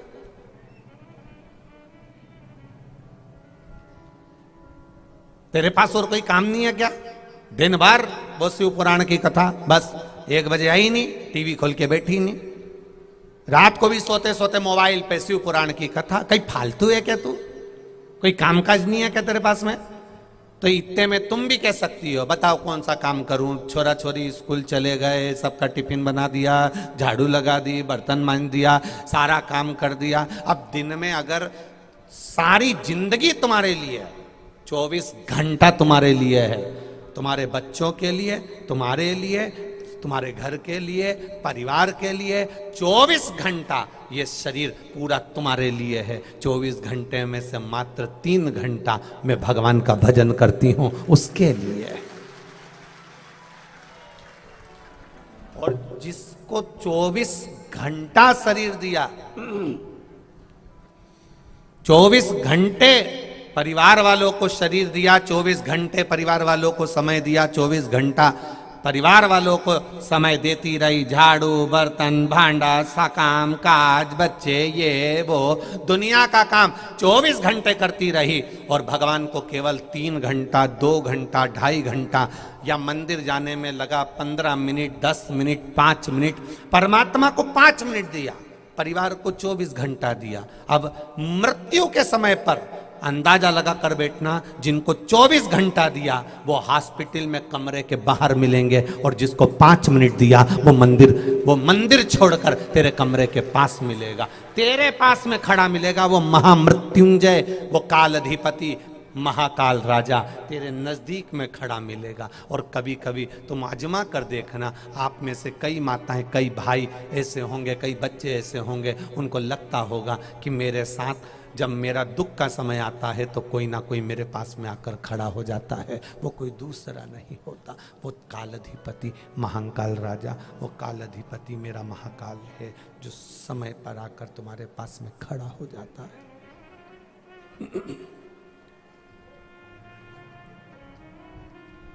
कोई दूसरा नहीं आएगा, आएगा तो बस वही आएगा।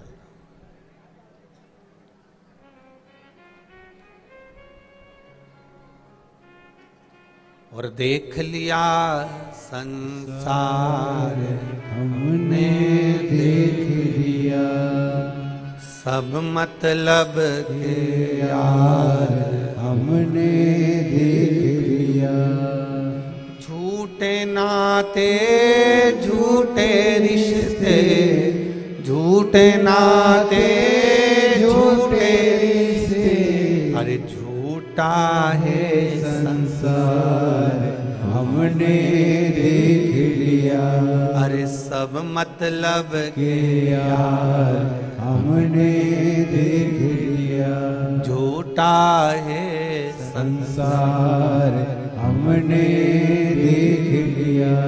क्या तेरा क्या मेरा जग में, क्या तेरा क्या मेरा जग में, अंत समय का खेला जग में, अंत समय का फेरा जग में, अरे झूठा है परिवार हमने, देख लिया सब मतलब के यार हमने, देख लिया अरे देख लिया संसार हमने, देख लिया। ये नाते, ये रिश्ते, ये कुटुंब, ये कबीले आए समय पर तुम्हारे साथ में हॉस्पिटल तक चले जाएंगे, पर पलंग पर अगर कोई सोया है, पलंग पर कोई बैठा है, तुम्हारे नस में, नाड़ियों में, तुम्हें एक एक औषधि के रूप में जो तुम्हारे शरीर में चल रहा है, वो कोई दूसरा नहीं, देवाधिदेव महादेव होगा, कोई दूसरा नहीं हो सकता, कोई दूसरा नहीं हो सकता, सहजता नहीं हो सकती। महाराज सहजता नहीं हो सकती। एक कुटुंब, कबीला, नाते, रिश्ते, ये सब होंगे, मना नहीं, होंगे। एक कुर्सी दे दो बाबू, एक कुर्सी लगा दो संतों को। ये नाते, ये रिश्ते, ये कुटुंब, ये कबीले होंगे अपनी जगह पर अंत समय में वो साथ निभाने वाला कोई दूसरा होगा, तो वो केवल एक देवाधिदेव महादेव होगा, कोई दूसरा।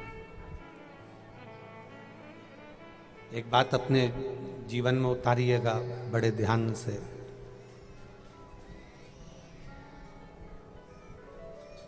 ताला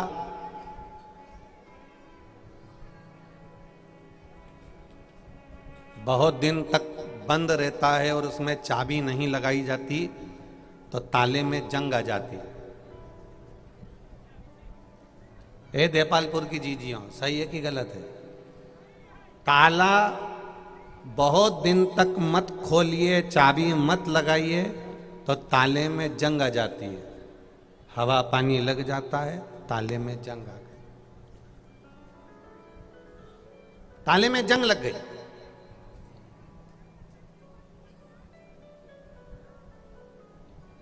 अब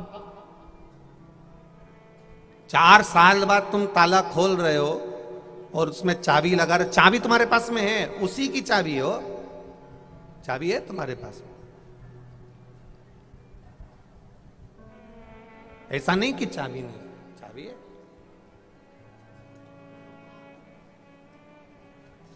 और चाबी भी उसी ताले की है, पर तुम लगा रहे हो और ताला नहीं खुल रहा क्योंकि उसमें जंग लग गई है। ताला भी वही है, चाबी भी वही है, पर 4 साल, 8 साल, 10 साल, 20 साल, 25 साल बाद चाबी लगा रहे हो तो उसमें जंग आ जाती है, और जंग आ जाती है तो वो ताला नहीं खुलता। फिर जो बुजुर्ग लोग हैं वो कह रही घासलेट का तेल लियो, अंदर से जरा घासलेट का तेल ला, और जो घासलेट का तेल लगा के वो ताला में दिया ने 2-4 बार उके जमीट दिया जम के, फिर चाबी लगाई, अभी भी नहीं खुला। फिर कहीं का काका जी बोले आ, और काका जी बोले कि रुक जा थोड़ा, तार अभी घासलेट का तेल अंदर जान दे, थोड़ा रुक जा, काय को जल्दी करे, भी रुक जा, तो खुलेगा। और फिर घासलेट का तेल उसमें डाल दिया और फिर चाबी लगाई, नहीं खुले। उन्हें कहा अब एक काम करो, थोड़ी देर इसको रहने दो, फिर थोड़ी देर में जंग जब हटेगी, जब 1-2 बार झटीकेंगे तब वो खुल जाएगा, खुलेगा।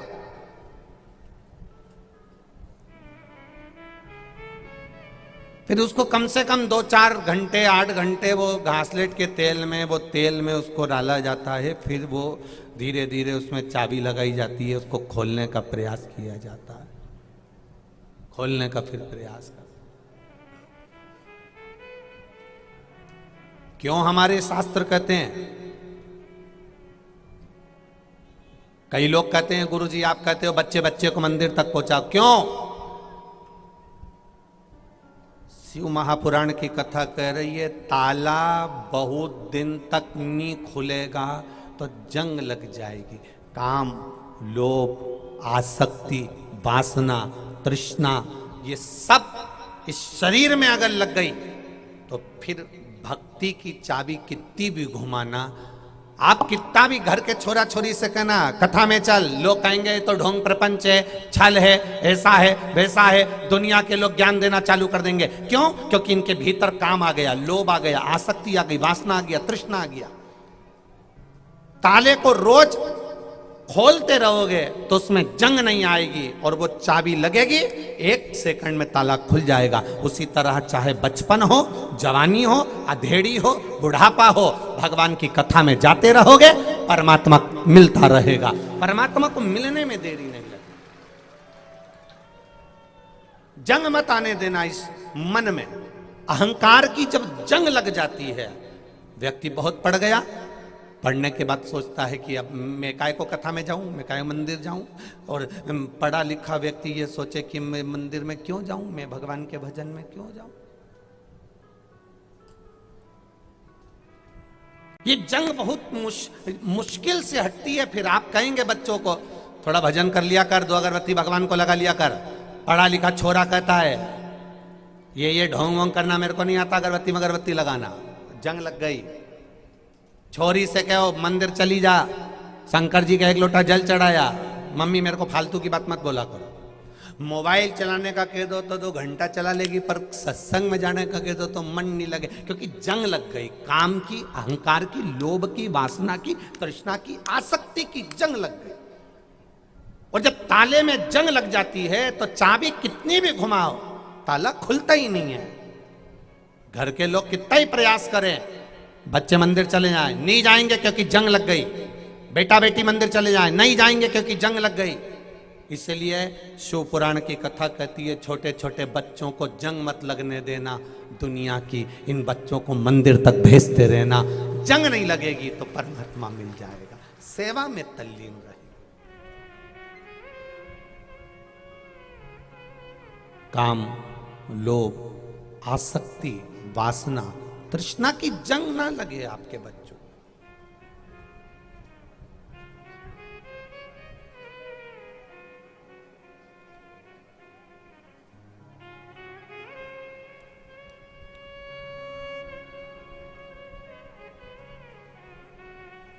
जिनसे पूरी दुनिया डरती है उनसे उनकी औलाद कभी नहीं डरती है। थोड़ा व्यासपीठ से कहेंगे ना तो अब बुरा लग सकता है और कल छप भी सकता है कि महाराज जी व्यासपीठ से ऐसा बोल दिए।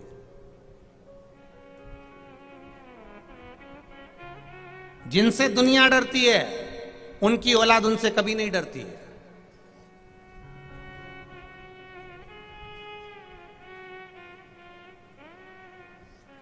बोल दूं क्या? पक्का? तुम संभाल लोगे ना? बस तो पुलिस, पंडित और शिक्षक इनकी औलाद इनकी कभी नहीं सुनती है।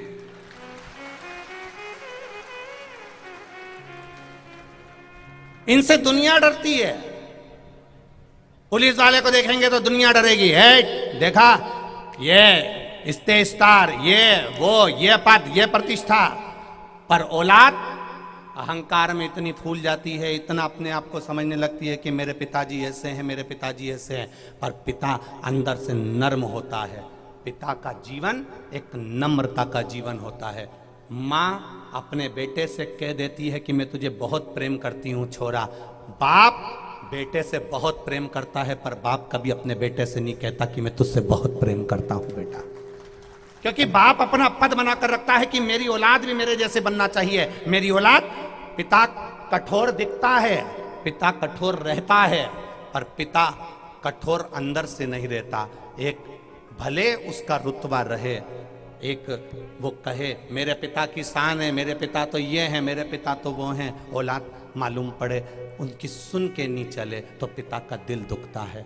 तुम्हारे पिता जिस पद पर हैं, तुम्हारे पिता जिस प्रतिष्ठा पर हैं, तुम्हारे पिता जिस पद पर बैठे हैं, बच्चों को चाहिए दुनिया अगर डरती है तो बच्चे भी अपने पिता के सामने कभी मुख चला कर ना जाएं, सम्मान कर कर जाएं बाप का। ये बाप की इज्जत होती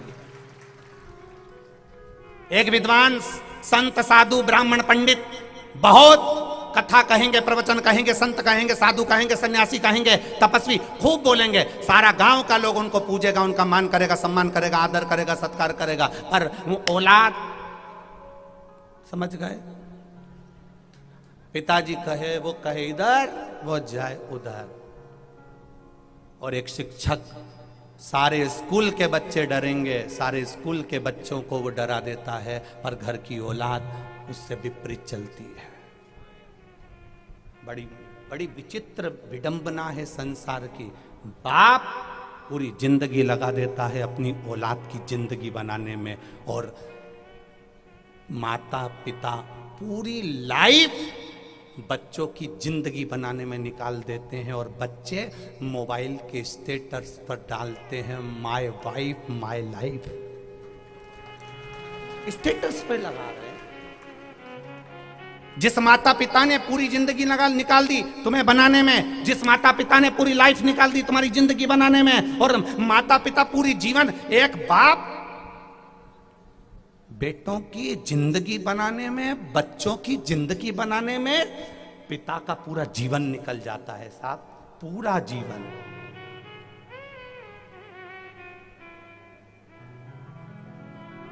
पूरी जिंदगी निकल जाती है।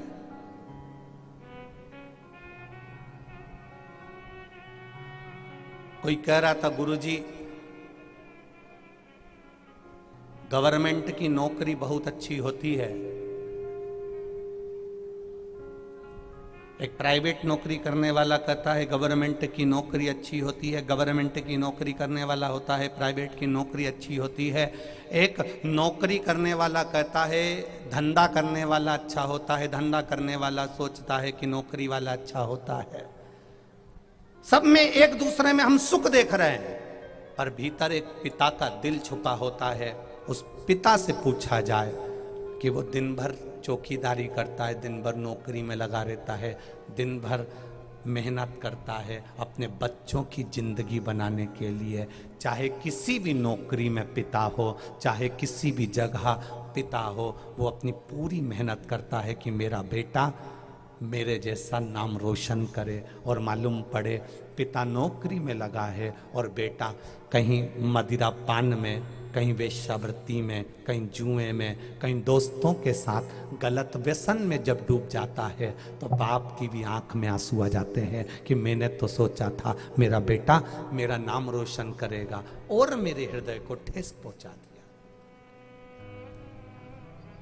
मेरे नवयुवक बेटा बेटियों से निवेदन है, मेरे नवयुवक बेटों से निवेदन है, तुम्हारे पिता की इज्जत अगर तुम्हारे मोहल्ले के लोग करते हैं, तुम्हारे पिता की इज्जत तुम्हारे गांव के लोग करते हैं, तुम्हारे पिता की इज्जत तुम्हारे परिवार के लोग करते हैं, तो मेरा बेटे से निवेदन है, उन बेटों से निवेदन है, उन बेटियों से निवेदन है, तुम्हारे पिता की इज्जत मोहल्ले वाले करें, गांव वाले करें, नगर वाले करें, शहर वाले करें, समाज वाले करें, तो मेरे बेटा और बेटियों से निवेदन है उस पिता से कभी मुंह मत चलाना, तो तुम्हारी इज्जत परमात्मा भी करेगा।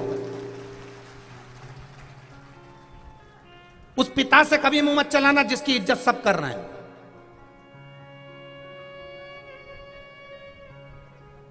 जिस पिता के सामने समाज के लोग नहीं बोल पाते, जिस पिता के सामने कोई दूसरा नहीं बोल पाता, जिस पिता के सामने पिता की बात को दुनिया मानकर चलती है, और औलाद अगर मुंह चला दे तो शिव महापुराण की कथा में कुमार खंड को, शिव महापुराण का कुमार खंड पढ़ना, उसमें लिखा हुआ है कि पिता से अगर कोई बच्चा मुंह चला देता है, जिसका इज्जत, जिसका सम्मान, जिसका आदर पूरा गांव, नगर, मोहल्ला, शहर, परिवार वाले कर रहे हों, और उससे अगर बेटा मुंह चला देता है तो उस बेटे की जिंदगी अच्छी नहीं निकलती, उसका जीवन धक्के खा खा कर निकलता है।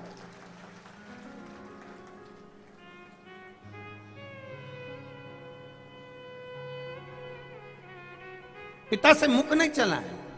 तुम्हारे पिता का इतना आदर है, तुम्हारे पिता का इतना मान है, तुम्हारे पिता की इतनी सत्कार है, तुम्हारे पिता को दुनिया के लोग पूछते हैं, और तुम पिताजी से कह रहे हो तुम्हें क्या मालूम, तुम्हें क्या अकल है, तुम तो जानते ही नहीं हो, तुम्हें तो बुद्धि ही नहीं है, तुम पिता से कह रहे हो। थोड़ा सा पानी लिया और नर्मदा जी का चुल्लू भर, और उसमें, समझ गए क्या?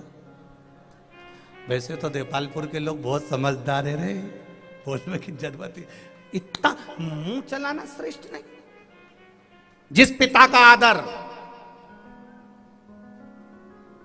जिस पिता का सम्मान पूरी दुनिया करे, मोहल्ले के लोग भी कहें अंकल आप आते हो ना तो मोहल्ले में रौनक रहती है, आंटी आप आती हो ना भजन में रौनक रहती है, आप आते हो ना भजन में बहुत अच्छा लगता है, काकी जी आप आ जाते हो ना अच्छा लगता है, मौसी जी आप आ जाती हो ना अच्छा लगता है, बुआ जी आप आती हो ना घर में अच्छा लगता है, नानी जी आप आती हो ना घर में अच्छा लगता है। जिस नानी का सम्मान सारी दुनिया में हो रहा है, जिस मौसी का, काकी का, बुआ का, चाचे का, जिसका सम्मान, आंटी का, अंकल का, पास में रहने वाले पड़ोसी धड़ोसी जिनका सम्मान दुनिया कर रही है, और उनकी औलाद उनके वचन सुनकर कह दे कि तुम चुप बैठे रिया करो, तुम में अकल नहीं है, तुम चुप बैठे रिया करो। बस शिव महापुराण का कौमार्य खंड कहता है, धक्के खाने के लिए तैयार हो जाना जिंदगी के। पिता का, माता का आदर करना अगर नहीं सीखे तो जिंदगी में कुछ नहीं सीखे, कुछ नहीं। काय की एजुकेशन है तुम्हारी जिसमें तुम माता पिता का आदर करना नहीं सीख पाओ? आदर करना सीखिए, सम्मान करना सीखिए। एक शिक्षक अपनी पूरी जिंदगी निकाल देता है बच्चों की जिंदगी बनाने में। एक पुलिस में कार्य करने वाला व्यक्ति अपने घर के बच्चों को छोड़कर, चाहे वो पुलिस की नारी हो पुरुष हो, अपने घर के बच्चों को छोड़कर तुम्हारी जिंदगी बनाने में लग जाता है। एक टीचर, एक लेडी टीचर अपने घर के बच्चों को छोड़कर तुम्हारे बच्चों की जिंदगी बनाने में लग जाती है। एक गुरु, एक शिक्षक, एक संत, साधु, ब्राह्मण, तपस्वी, कथाकार तुम्हारी जिंदगी बनाने में लगा रहता है। और विचार करिएगा, आदर के संबोधन, बच्चों के आदर के संबोधन समाप्त नहीं होना चाहिए। जिस पिता ने पूरी जिंदगी निकाल दी, उस पिता के सामने कभी खड़े होकर मत कहना कि पापा तुमने ये गलत कर दिया। वो पिता है, उसने पूरा जीवन निकाल दिया तेरे लिए, पूरा जीवन। बुद्धि को संभालिए। थोड़े हमारे वचन आप लोगों को बुरे लग सकते हैं,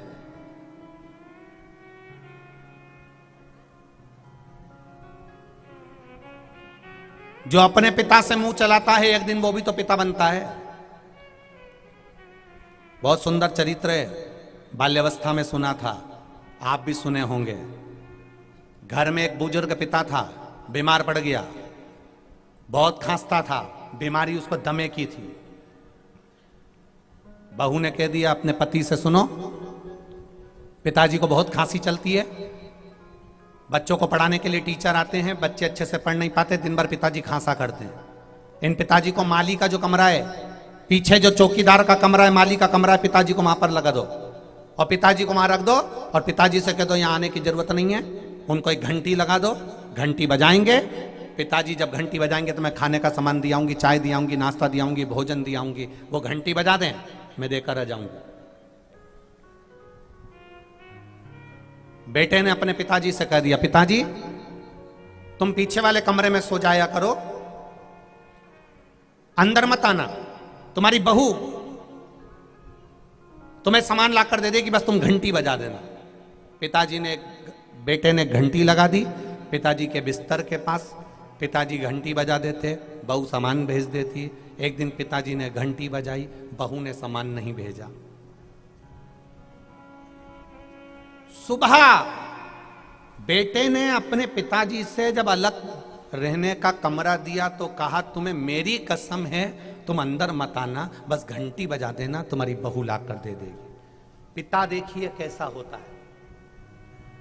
एक पिता क्या चीज है वो समझने का प्रयास करिएगा। बाप जब चला जाता है ना, तब मालूम पड़ता है कि बाप शब्द क्या है, पिता शब्द क्या है। एक नारी से, एक बेटी से पूछना, जब तक मायके में पिताजी रहते हैं ना, तो बेटी भी छाती तन कर कहती है मेरा बाप बैठा है, अभी मेरा पिता बैठा है, वो मुझे संभाल लेता है। एक बेटी का जीवन यही है। पिताजी तुम्हें मेरी सौगंध, अंदर मत आना, घंटी बजाना, तुम्हारी बहू ला कर देगी। बहू घंटी सुनती, सामान भेजती। पिताजी ने घंटी बजाई, 15 दिन बाद घंटी बजी नहीं। बहू आया, बहू से बेटे ने पूछा, रात्रि को अपने पत्नी से पूछा ऑफिस से आकर, पिताजी को कुछ दिया कि नहीं दिया। पिताजी ने घंटी नहीं बजाई, उनके पास सामान पड़ा होगा, रखा होगा। बेटा गया अपने पिताजी के कमरे में, पिताजी पलंग से नीचे पड़े हुए थे, बेहोशी में पड़े हुए थे। बेटे ने जल का छींटा दिया, पापा पापा, पिताजी, बाबूजी उठो। जल का छींटा दिया, बाबूजी धीरे से उठे। बाबा, ए पिताजी, बाबूजी तुमने घंटी नहीं बजाई। बाबूजी बोले, बेटा घंटी बजाई थी, पर मुझे लगता है घंटी के तारों को ऊंदरा ने कतर दिया है, घंटी के तारों को चूहे ने कतर दिया है, इसलिए घंटी नहीं बजी। पिताजी लो पानी पियो। पिताजी के प्राण छूट गए, प्राण छूट गए। अंतिम संस्कार हो गया। 10वें के दिन घर की सफाई होने लगी। घर में 2 छोटे बच्चे थे, बेटे। दोनों बच्चे, मां घर की सफाई कर रही थी। घर के 2 बच्चे, एक घंटी को निकालकर जेब में रख रहा था, दूसरा घंटी के तार को जेब में रख रहा था। मां झाड़ू लगाते लगाते पूछ रही है, क्या कर रहे हो ये? बच्चे कहते हैं, मां, जैसे आपने दादाजी के लिए घंटी लगाई थी, वैसे तुम्हारी बहू तुम्हारे लिए लगाएगी, उसकी तैयारी कर कर रख रहे हैं।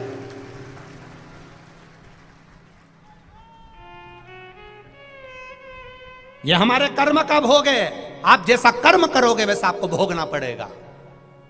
मत बुरे कर्म कर बंदे, वरना पछताएगा।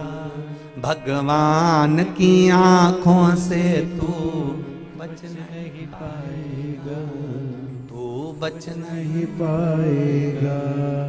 अरे ओ अज्ञानी, मत करना दानी, तेरे कर्म का फल भी तू ही पाएगा। जैसा किया तूने तेरे आगे आएगा। मत बुरे कर्म कर बंदे, वरना पछताएगा। भगवान की आंखों से तू बच नहीं पाएगा, तू बच नहीं पाएगा। तुम्हारे धन का भोग पूरा परिवार करेगा, तुम्हारी कमाई का भोग पूरा परिवार करेगा। तुम जो दुकान पर बैठकर कमा रहे हो, नौकरी में कमा रहे हो, तुम्हारे धन का भोग पूरा परिवार करेगा, पर तुम्हारे कर्म का भोग तुम्हें अकेले करना पड़ेगा। जैसा कर्म करोगे वैसा भोगना पड़ेगा, अंतिम क्षण तक भोगना पड़ेगा, ये निश्चित है। माता पिता का आदर करोगे, तुम्हारा आदर पूरी दुनिया करेगी। गणेश जी महाराज ने अपने माता पिता की केवल परिक्रमा करी थी, आज पूरा संसार गणेश जी के मंदिर में जाकर गणेश जी की परिक्रमा कर रहा। आदर करो, सम्मान करो, सत्कार करो। भगवान शंकर की कथा से कुछ अपने जीवन में धारण करो। शिव कथा से अपने जीवन में धारण करिए, शिव कथा से अपने जीवन में उतारिए।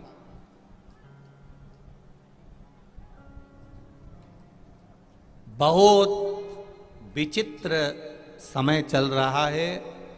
आज बुजुर्गों का आदर, सम्मान, सत्कार सब लोगों ने ताक में रख दिया है। बहुएं सोचती हैं कि हमारी बहू बहुत अच्छी आएगी तो मेरी जगदम्बाओं, चंद्र घंटाओं, अरियो कुसमांडाओं, सावधानी रखना। तुमने जैसा व्यवहार तुम्हारी सास से और ससुर से करा है, इससे दुगना गंदा व्यवहार तुम्हारी बहू तुम्हारे साथ करने के लिए आएगी, निश्चित रखना।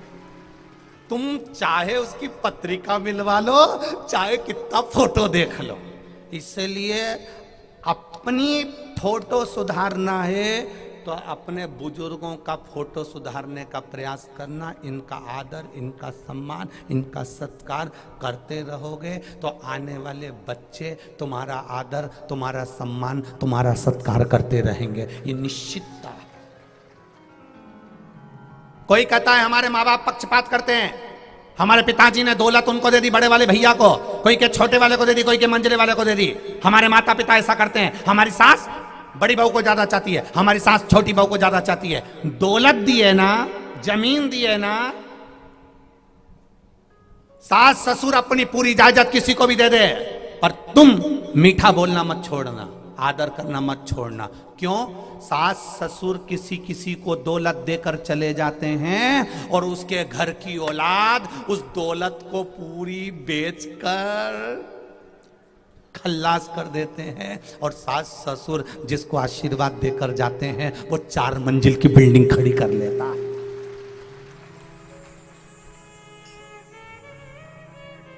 किसी किसी को जमीन दे दी ससुर जी ने ज्यादा, तो बेटे ने बोलना बंद कर दिया, बहू ने बोलना बंद कर दिया, आदर करना बंद कर दिया, क्योंकि उन्हें जमीन ज्यादा दे दी, उनको ज्यादा दे दी, तो वो झेलें, वो करें। क्यों करें? दे दी ना जमीन, देन दो, देन दो। उन्होंने उनको जमीन दे दी, तुम उनका आदर करना बंद मत करना। लड़ाई भी हो गई हो ना तो भी उनके चरण दबाना मत भूलना, मत भूलो चरण दबाना। पहले भी कथा में कहा बड़ौदा की, पहले इतनी बड़ी क्रीम की डब्बी आती थी, उसको ऊपर से यूं खोलते थे, उसका मुंह इतना बड़ा होता था, उनमें से 2 उंगली डाल के निकाल के यूं पोत लेते थे। इतनी बड़ी क्रीम की डब्बी आती थी। आजकल ऐसा लंबा सा ट्यूब आता है क्रीम का, है? उसको नीचे से यूं दमोचो तो ऊपर से उसका ट्यूब निकल के बाहर आ जाता, फिर यूं लगा लो। बस माता पिता, वो ट्यूब जो है ना लंबा वाला, उसको ऊपर से दमोचोगे तो कुछ नहीं आएगा, थोड़ी सी देर आके फिर बाद में 2-4 दिन बाद नहीं आ, पर नीचे से दमोचते रहो नहीं तो रोज थोड़ा थोड़ा ट्यूब निकलता रहे। उसी तरह माता पिता का पांव दमोचते रहो नहीं, बस पांव दबाते रहो माता पिता का, तो निकल निकल कर आपके आशीर्वाद उनके मुख से बाहर आता रहेगा और तुम्हारा कल्याण होता रहेगा। माता पिता के चरण जितने पकड़ोगे, माता पिता के चरण जितने दबाओगे, गुरुजन के चरण जितने पकड़ोगे, घर के बुजुर्गों के चरण जितने पकड़ोगे, ये देपालपुर साइड में इधर है कि नहीं ऐसा नियम हमें तो नहीं मालूम, पर हमने राजस्थान साइड, इधर अपना मंदसौर नीमच साइड और इधर हमने देखा माता इतना पल्लू रख के अपनी सास का ऐसा यहीं से पांव दबाए यूं करके। बोले इधर है क्या? अरे इधर है कि नहीं है? हाँ, क्यों? क्योंकि इनने कथा सुन रखी है, इनके पूर्वजों ने कहीं कथा सुनी थी कि ये जो ज्यादा दबाव नहीं तो ऊपर से आयुष्मान भव, चिरंजीवी भव, अखंड सौभाग्यवती भव, क्रीम बाहर आता है। अब जो दूर से ही मम्मी जय श्री कृष्णा, तो सास भी मरुदा काय को देवा तब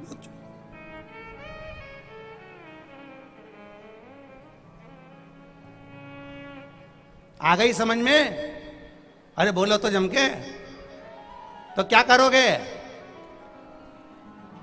बस क्या जोरदार आवाज पाई है रे बेरूते ने, तो गजब कर दिया। अब पाँव दमोच लेना, बस पाँव पकड़ लो, बस गुरु के पाँव पकड़ लिए, माता के पिता के चरण पकड़े और आशीर्वाद निकला, आयुष्मान भव, चिरंजीवी भव, यशवान भव, बेटा खूब उन्नति करो। माता के चरण, पिता के चरण, गुरु के चरण, घर के बड़े के चरण जब पकड़े तो उनके मुंह से बस आनंद से आशीर्वाद ही निकला।